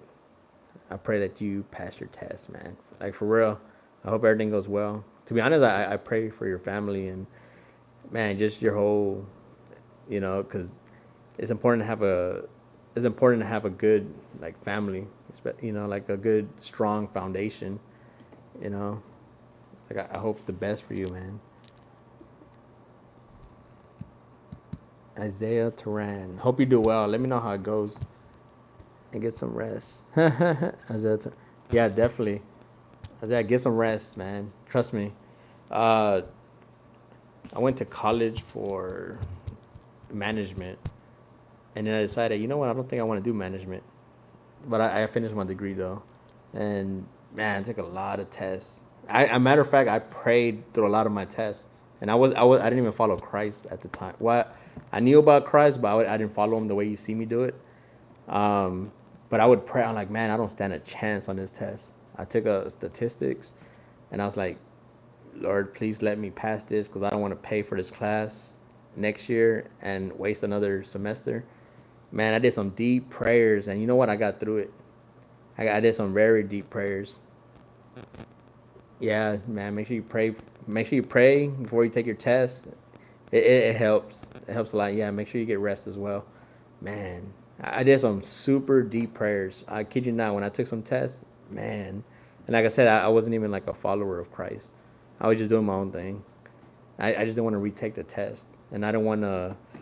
I didn't want to like come back next semester and redo it and pay extra and maybe fail it again. I did that for two class. I did that for uh, calculus, I believe. I failed calculus my first try, and then I had to come back and do it again. And I had 35 questions of math tests. Hey, just break down the math, man. Just try to break it down. Parentheses if you have. Man, I do not miss. But hey, I pray that you pass. All right, my stepdaughter has a test tomorrow as well. She's trying to pass ninth grade. Hey, I pray that everything works out, man. Yeah, make sure you get some rest. All right, make sure your brain, it's functioning best of its abilities. Get some good rest, man. Get some good rest. All right, I pray that you do well. How's it going? Does anybody else have a question? Any comments? Get some rest. Thank you for being on, by the way. Isaiah Turan, 5th grade.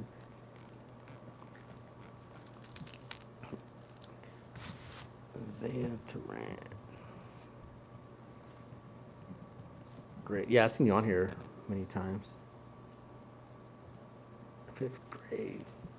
Yeah, man. Always study as well. Like, you build study habits. I always recommend build study. You're gonna need study habits no matter what. When you read God's word, like using those study habits does come through. All right. As you see, I have my notes right here. I have a color coded pen. I have different colors. Uh, whether it's more importantly, I'll outline my Bible. I don't outline it. I just write like a tab right here, like red, meaning so sometimes when I just want to read, I'll just read the color codes. All right. So let's say I'm right here. I just flip randomly to the book of Luke, and I'm on. So I see like codes like, oh, why did I write that? Luke 1, chapter 17. He will also go before him in the spirit of the power of Elijah to turn the hearts of the father to the children and the disobedient wisdom of just to make ready for people to prepare for the Lord. Talking about John the Baptist. Bam. So I was like, oh, that must have been why I outlined that. 37. For God, nothing will be impossible. That's outlined. So sometimes I just go through my Bible and only read highlights that I made. All right. So that's why have a Bible that's yours and highlight it. Use a color code. Red, most important. However you want. Blue's like okay, but for the most part, red is the most important one. So red, if it's very important, red. Bam. And I just put a line. I don't draw all over it or anything. I just draw a line. Sometimes I might write a little notes on the side. But yeah, all right. So I strongly recommend that. So a lot of times when I'm not really sure what to study or anything. Like I said, a lot of times I just go to the Bible. Yeah, definitely. Oh, I'm sorry.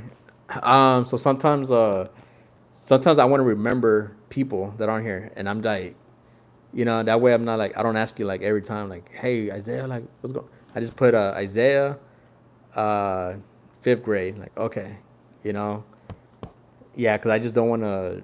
I'm trying to like remember names. I'm not really good at remembering it. Yeah, I'm not good at remember. So sometimes I'll put a name and then I'll put uh commented this, and then next time I see you on here and you're like, hey, how's, and then I'm like, okay, I remember, because I remember when I write stuff down, I remember it a lot more. I might not have to look at it, but because my hands literally wrote it down, like it'll give me a reference. Like, okay, yeah. So now I won't forget you. I'm like, okay, Isaiah, all right. He asked for prayer, to pass 5th grade. Like, all right, cool. Sister Wells. Remember one time I like, hey, she like, I'm a sister. I'm like, oh, okay, Sister Wells. And then I remember she put Cincinnati, and I remember Cincinnati, and that way when I see her on, I'm like, gorgeous Wells, and I'm like Cincinnati. So a lot of times I just think Cincinnati, like 1 hour apart. Uh, Leo, I don't, I've seen Leo on here before a few times. Julian, I've seen him a few times. So yeah, I just Elijah. I want to say I've seen. Yeah, so I'm trying to memorize. Yeah, exactly. So I'm trying to like, that way because especially I come on consistently. That's why I say like, hey, comment or, put a message and I'll say like, okay, so and so, and then I'm trying to like, get some kind of trend. That way, when I see you again, I'm like, oh, you know, and I don't just ask you the same question over and over, like who are you again? Like, where are you from again? And like, no, like, I don't want to be doing that. So that's why I like, okay. So I put Isaiah 5th grade. Like, okay, Isaiah. So when I talk to Isaiah, it's like, hey, I'm not talking to, I'm talking to a, young kid. So it's like I would give advice that I would give to a young kid. It's like, hey, honor your father and mother. All right, make sure you honor your father and mother. All right. So it's just knowing who I'm talking to. That's all. But yeah, man. Thank you. Anybody got any comments or anything? Anybody got a question? I guess my wife's doing okay. My wife does a prayer line on Mondays from like 9 to 10, 10:30. So she's probably over there on her phone listening to women prayer or something. I'm thinking about getting my wife on here soon. All right. I'm thinking about getting my wife she's about prayer. I'll tell you that much. I really want her to get on here. My wife is visually impaired though, and these lights might blind her. She can't see through lights, blind her. So I was thinking about that today. I'm like, hey, you know what? She's not gonna be able to see. She's not gonna be able to talk to the camera because these lights are gonna blind her. So if I do put her on, it's probably gonna be in the kitchen, or I'm gonna have to turn these lights off or face them out, and then so I might get some. It might be a little dark.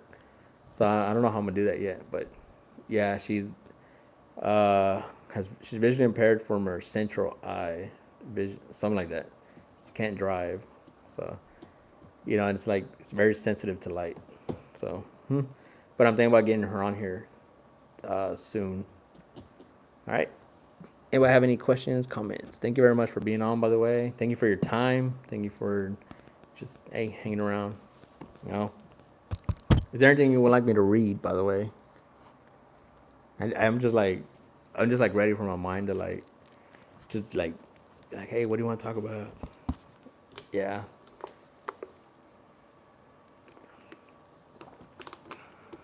Thank you very much, Emily. Thank you very much. Thank you very much for blessings to you and your family as well. All right, blessings to you and your family as well. I know, man. Every family needs blessings. There's just so much. Even my family, man. Like I said, not everybody in my family. Good night. Be safe.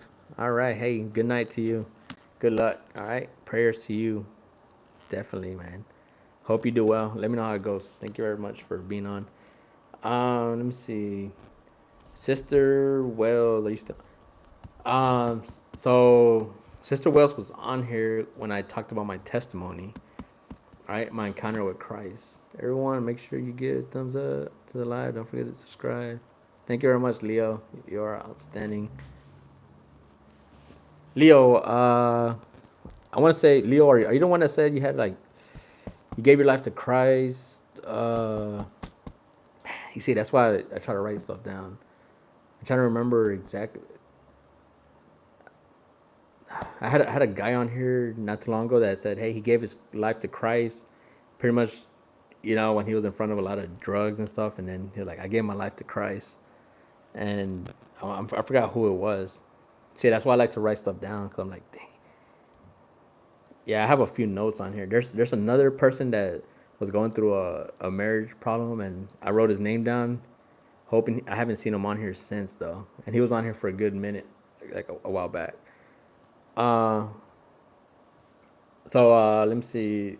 Sister Wells was on here when I was talking about my testimony a while back.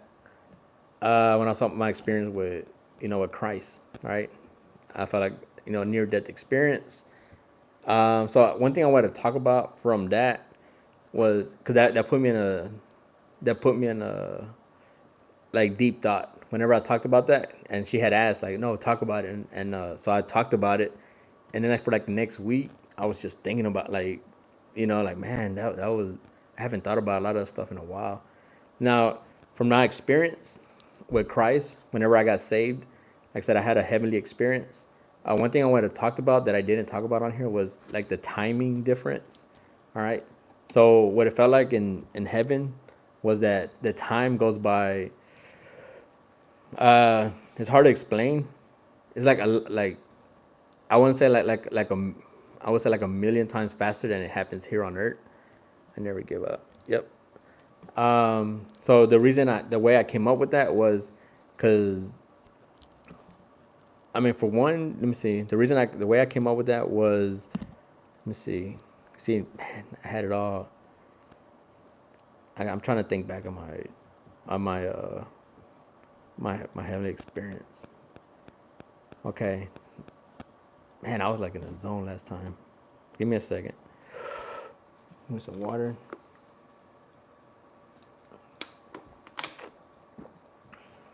All right. So when I had my experience with Christ, like I always gotta write this stuff down, like as I'm going. I feel like I'm all right. So let me see. So I had my experience with Christ. Okay, experience. All right. The way we communicated with Christ was like, you think something, or your heart feels something, and the Lord knows like right away. All right, like right away. So it's like, let's say I'm thinking about like in my experience, I was thinking about how I kind of still wanted to sin, and then Christ was like, I can't be with you if you want to sin, and it was me just thinking about it and my heart just feeling that, and right away, like I got a response right away, and also when I had a question, like it was answered instantly. All right, man. You have a good night. All right. So whenever I had a question, it's like let's say you think about a question, like like let me see, like I had a question, like let me see. Leo, I used to drink and smoke. 28 months. I haven't smoked almost 3 years. Oh yeah, man. Thank God. I used to drink and smoke. Actually, I never smoked ever, and I haven't drank in 28 months. 24, 2 years, 3 years. All the glory to God. Oh yeah, definitely, man. Also, that is awesome, cause, and I'm sure your life has changed a lot since, especially just those 2 years. I'm sure you see a difference. Cause man, you putting that stuff to, you're able to be fruitful, and also you're sober minded. You know, the Lord tells us to be sober minded. So a lot of people are like, hey, are we allowed to drink?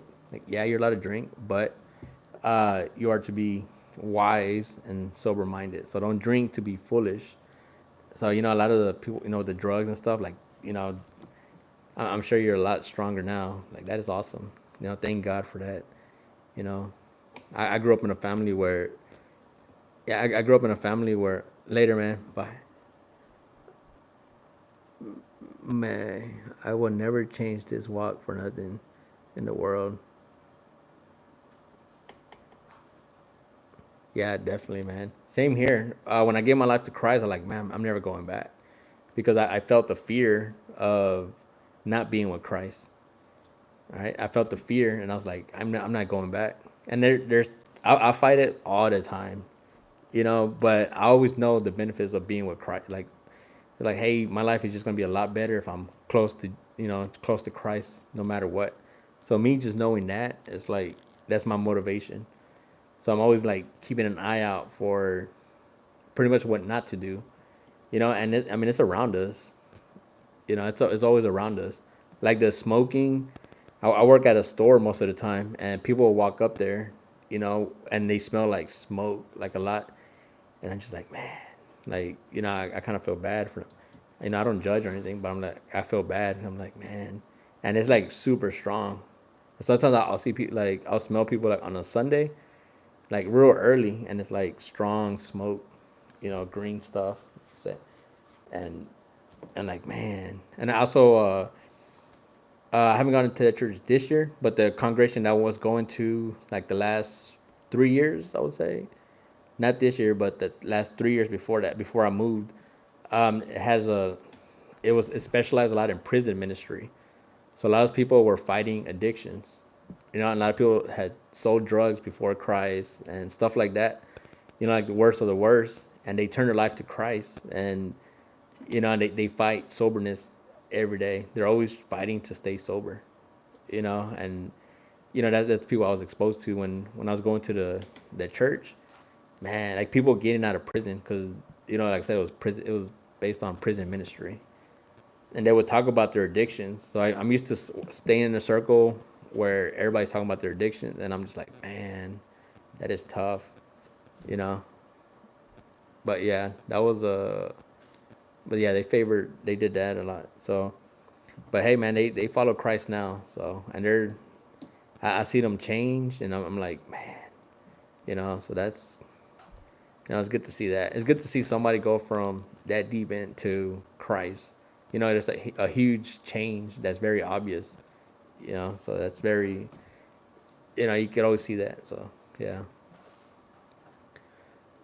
All right. Thank you for being on. I think I'm gonna give it a few more minutes. Thank you very much for being on. Oh man, I'm gonna drink this water and I'm probably gonna log off.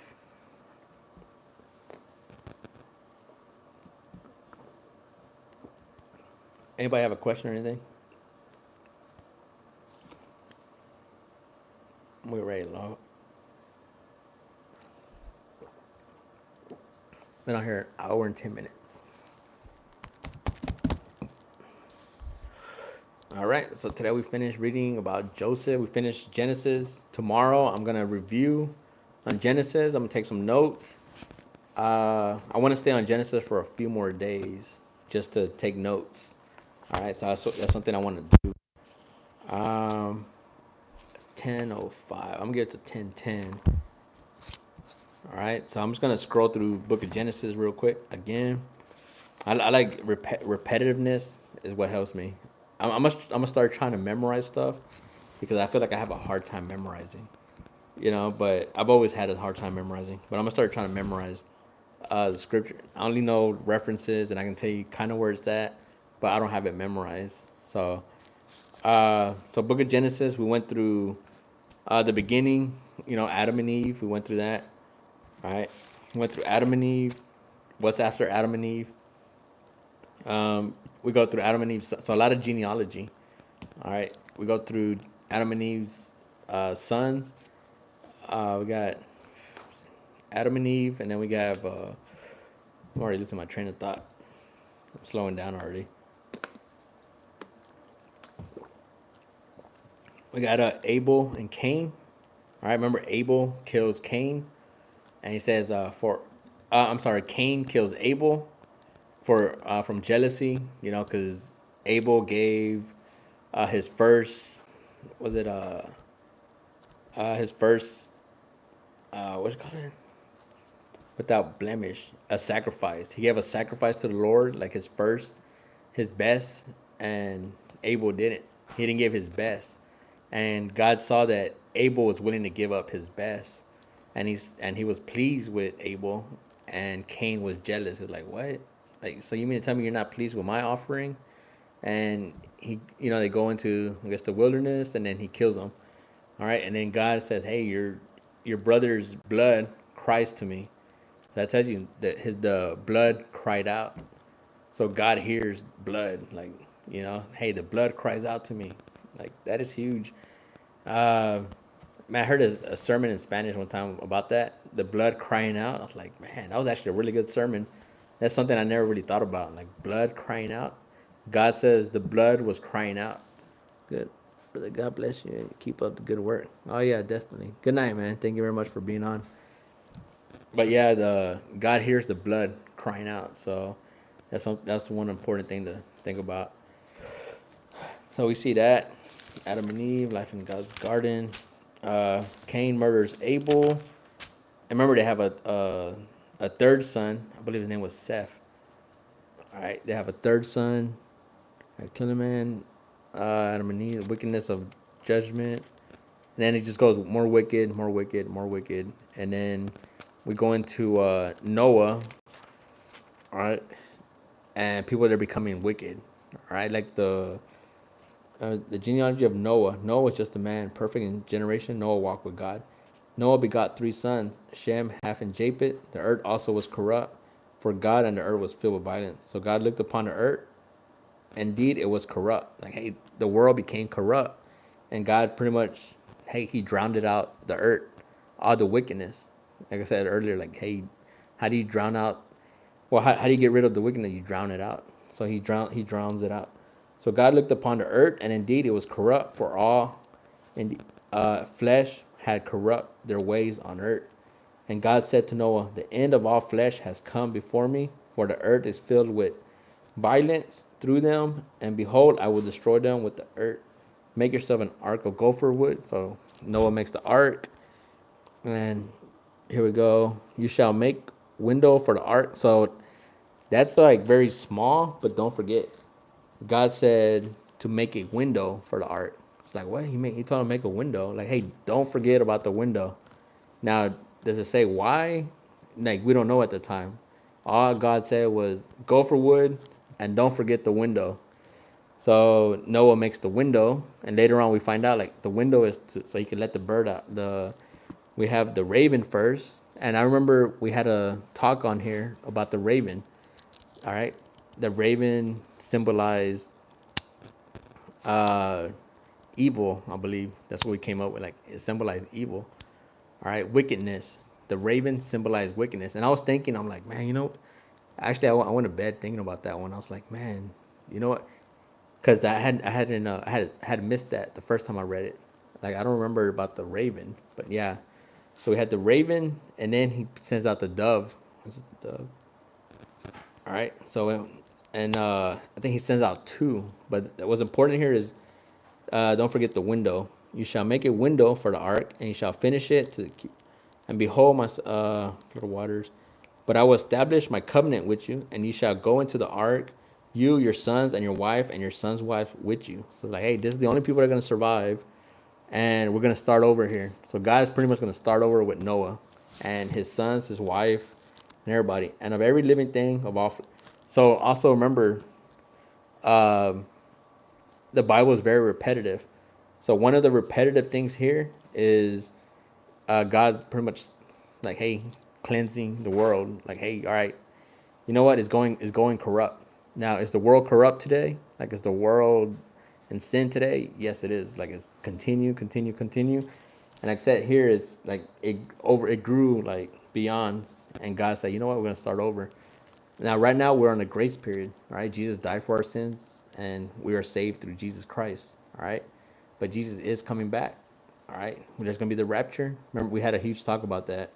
Kind of don't want to go back into it again. That I'll be on here for another hour or so doing that, so I'm not gonna go into it. I will establish my covenant with you. So keyword covenant with you, and you shall go into the ark, you, your sons, your wife, and your son's wife with you, and of every living thing.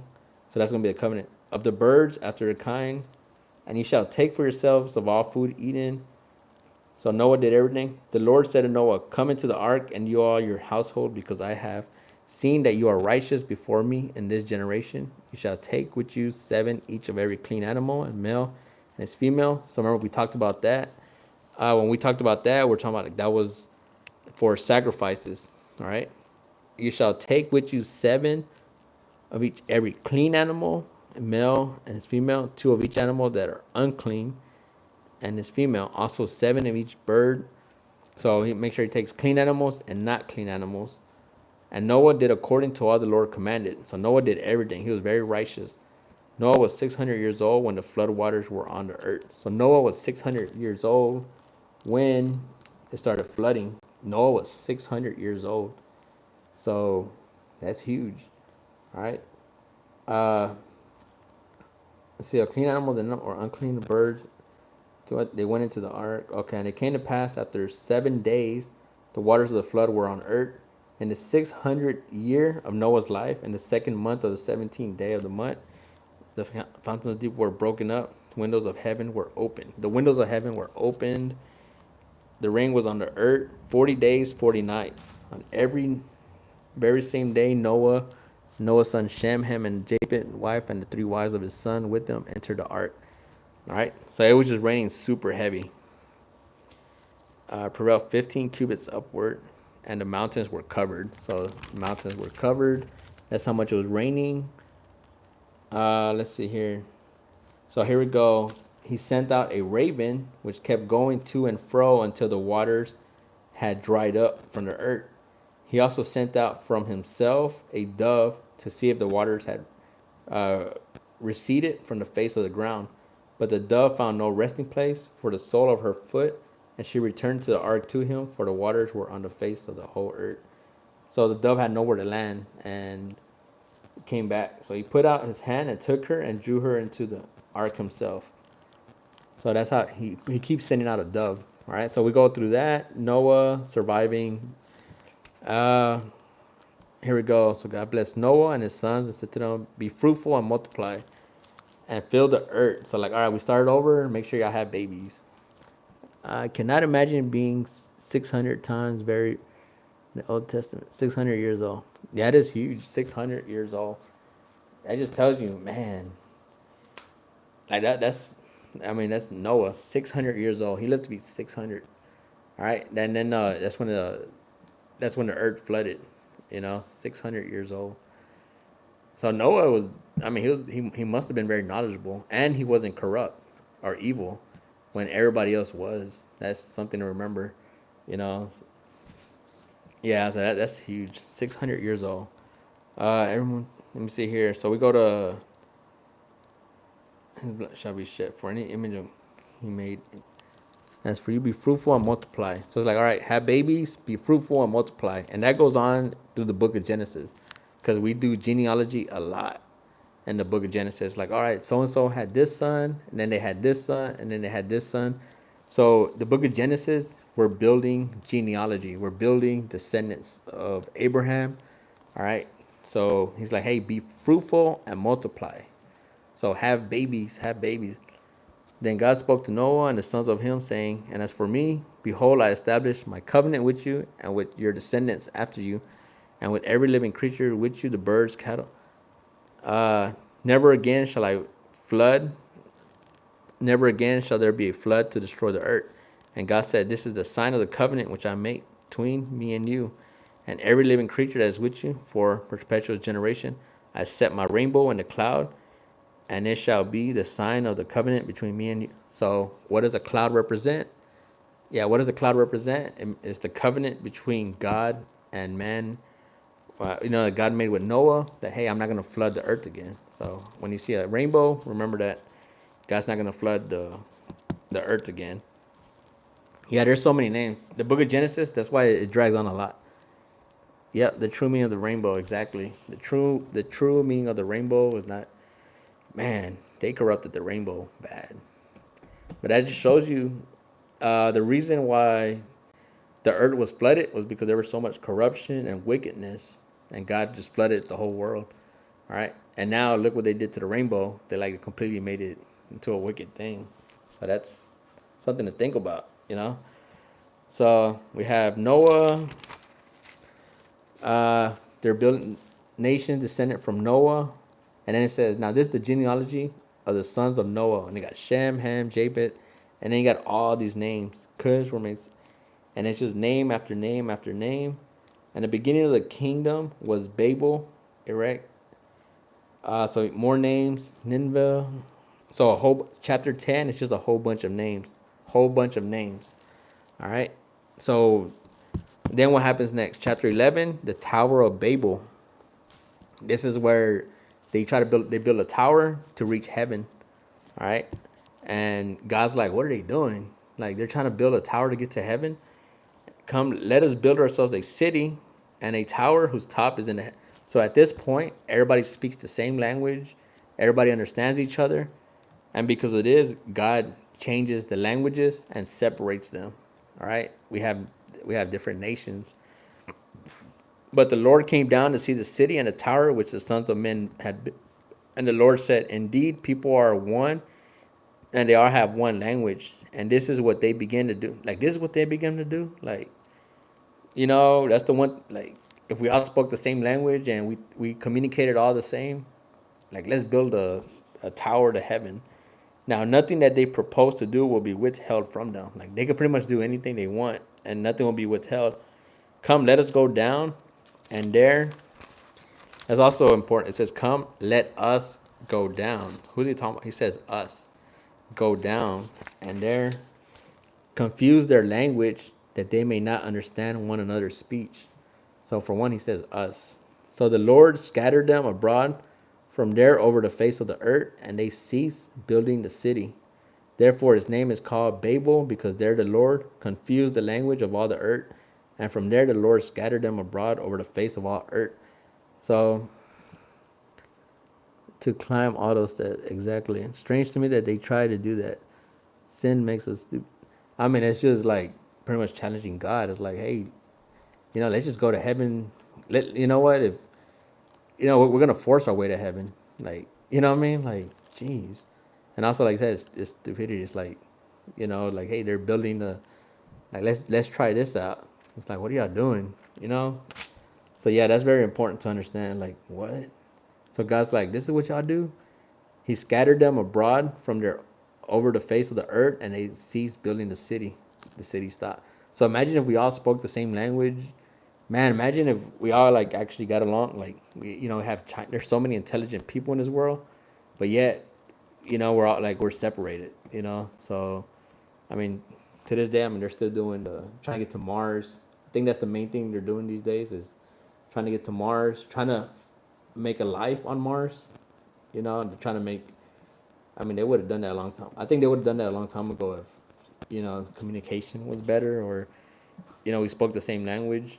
And also, they said there was a lot more intellectual uh, mankind back in the day. I mean, the pyramids, we had the pyramids with less, they might have had more advanced technology. I mean, who knows, who actually knows.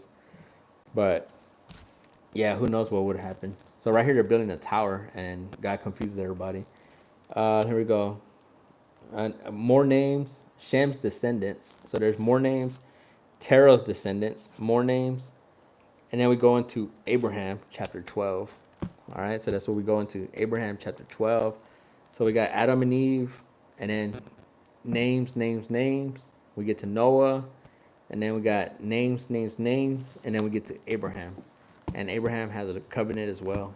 All right. Abram and Egypt. All right. And then that's also important. Abraham starts his genealogy, which is first Abraham, and then we have Isaac, and then after Isaac we have Jacob, which we read today. What's Abraham chapter 12? Yep, Abraham is chapter 12. All right. What's Abraham chapter 12? Yep, Abraham is chapter 12. So yeah, so when you get past Adam and Eve, like skip, and then we go to Noah, skip, and then we go to Abraham, in the promised land. All right, and then we go, and then from Abraham, starting with chapter 12, we go into slowly about his descendants, and the ones to keep an eye out is Isaac. We have Isaac. Isaac has Jacob. Remember, Jacob's name changes to Israel, which is what we read. And then Israel with Jacob. Yep, chapter 12 of Genesis. Yep, Genesis chapter 12. That is Abraham. And then from there, we're gonna, like I said, we're gonna go from Abraham to Isaac. That's his son, the one that he was about to sacrifice. And then God said, "No, like, you know what? You have shown your loyalty. You have shown your faith." And then he gives him a ram to sacrifice instead. All right. So Isaac, and then Isaac has Jacob. Remember, Jacob was a trickster, and then Jacob gets tricked by his future father-in-law, who makes him work for his on his land for 21 years. Right? He hustles him, and then he doesn't want to let him go. And then eventually Jacob runs away with his family. Like, hey, we're running away because this father-in-law, he just wants free labor. He knows that I'm fruitful.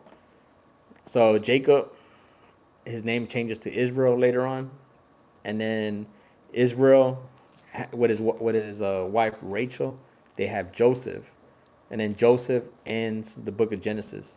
So that's what we read earlier today was the end of book of Genesis, uh, which is Jacob slash Israel, son Joseph, right? Remember, the wife was Rachel, right?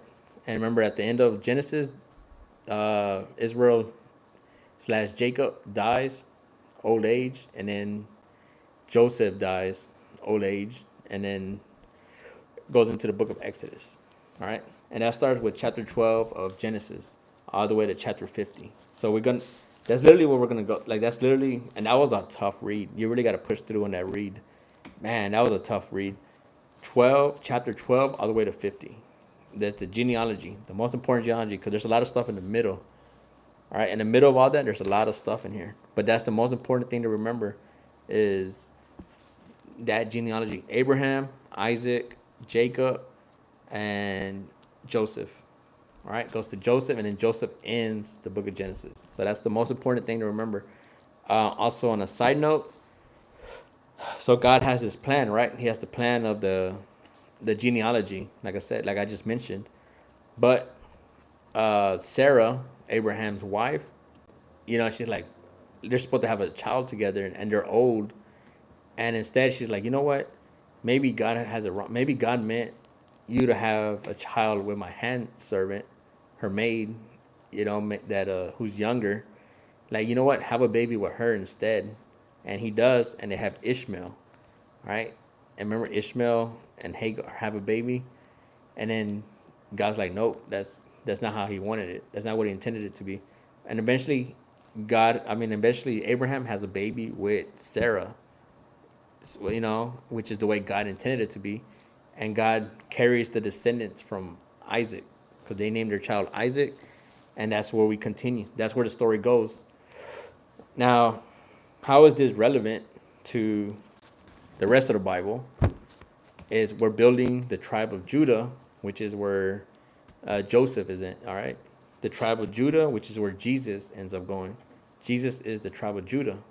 Also, David, Solomon, later on in the Old Testament, you got Jesse, Ruth, all right? So that's how that goes in. So it's like, hey, we're not gonna continue on with Ishmael. Like Ishmael's gonna have his own nations, but the anointed nation is gonna be the one that follows Isaac. Like, hey, bless Isaac.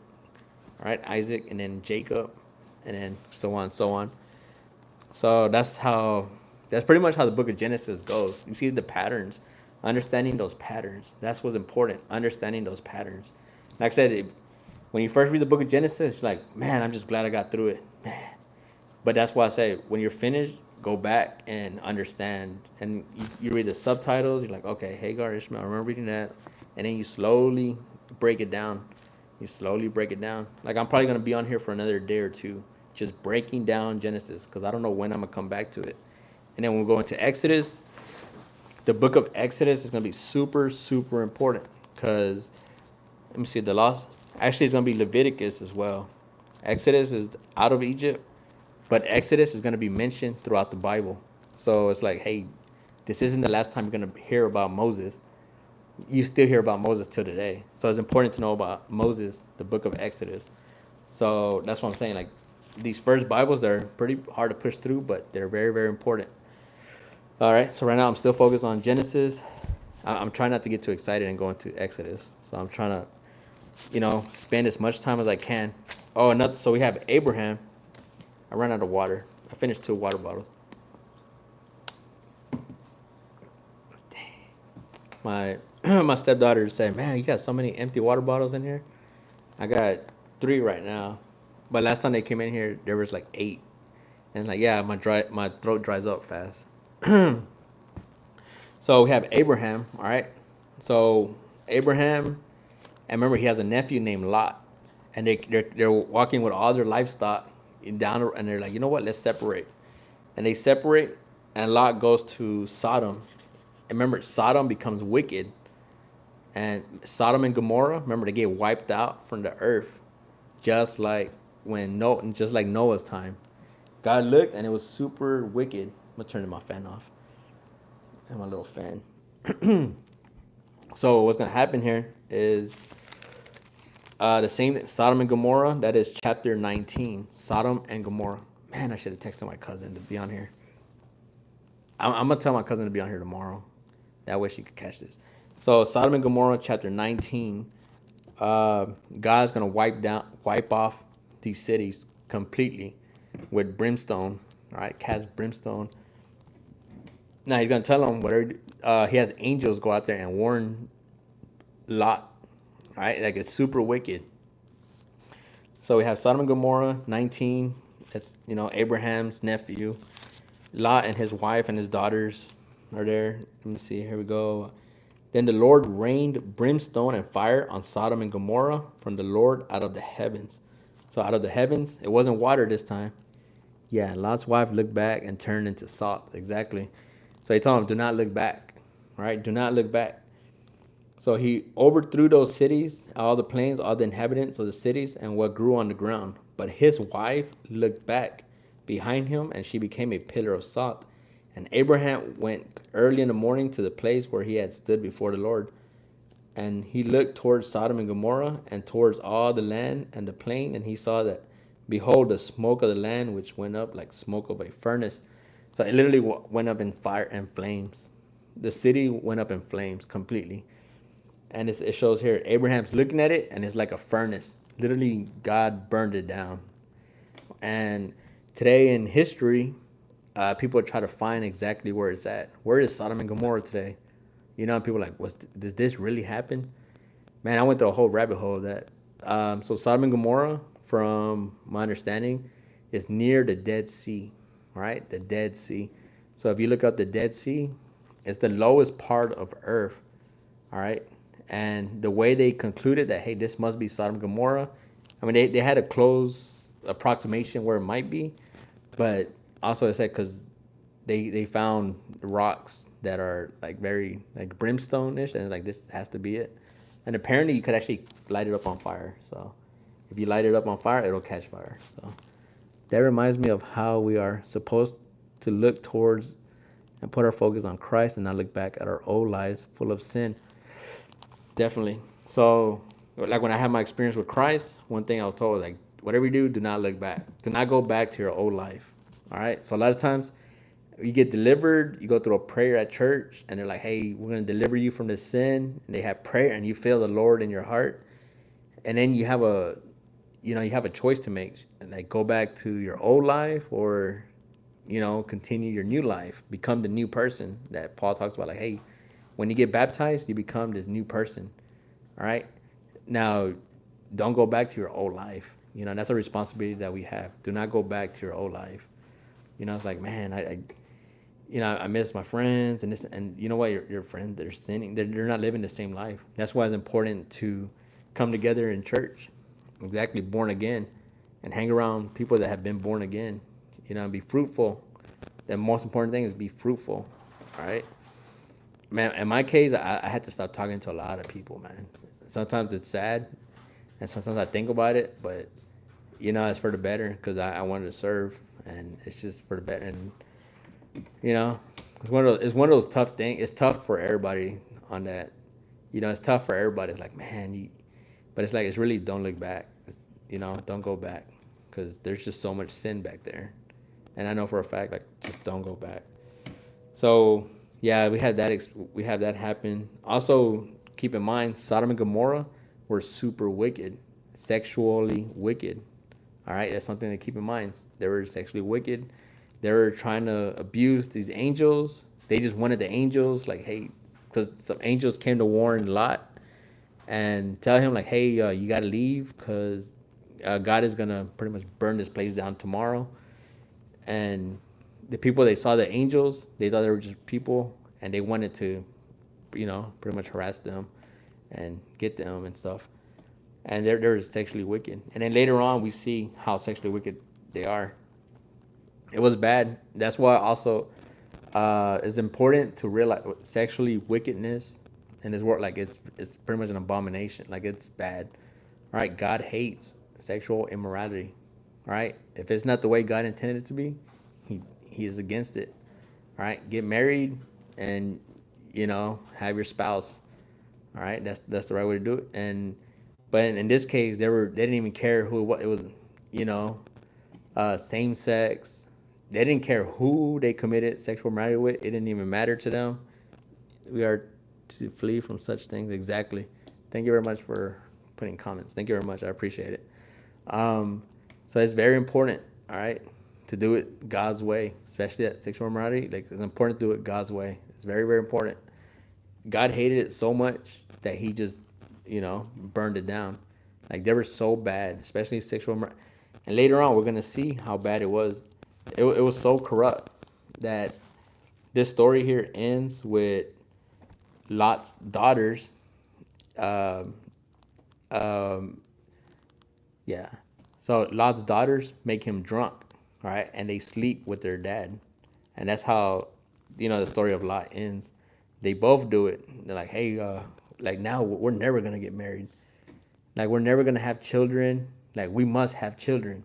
Like how can we have children now? Like our whole city just went in flames, and they were pure, like they were like virgins, and they wanted babies. They wanted like how are we gonna give birth to a child or anything?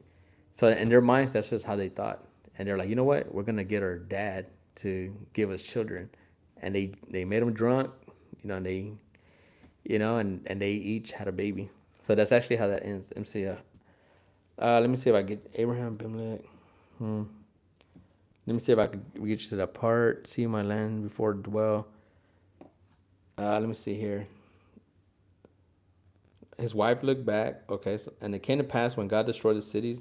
Okay, man, I'm about to wrap it up soon. I heard my daughter crying. Now the firstborn said to. Okay, now the firstborn said to the younger, "Our father is old, and there is no man on earth to come into us, as it is custom of all earth.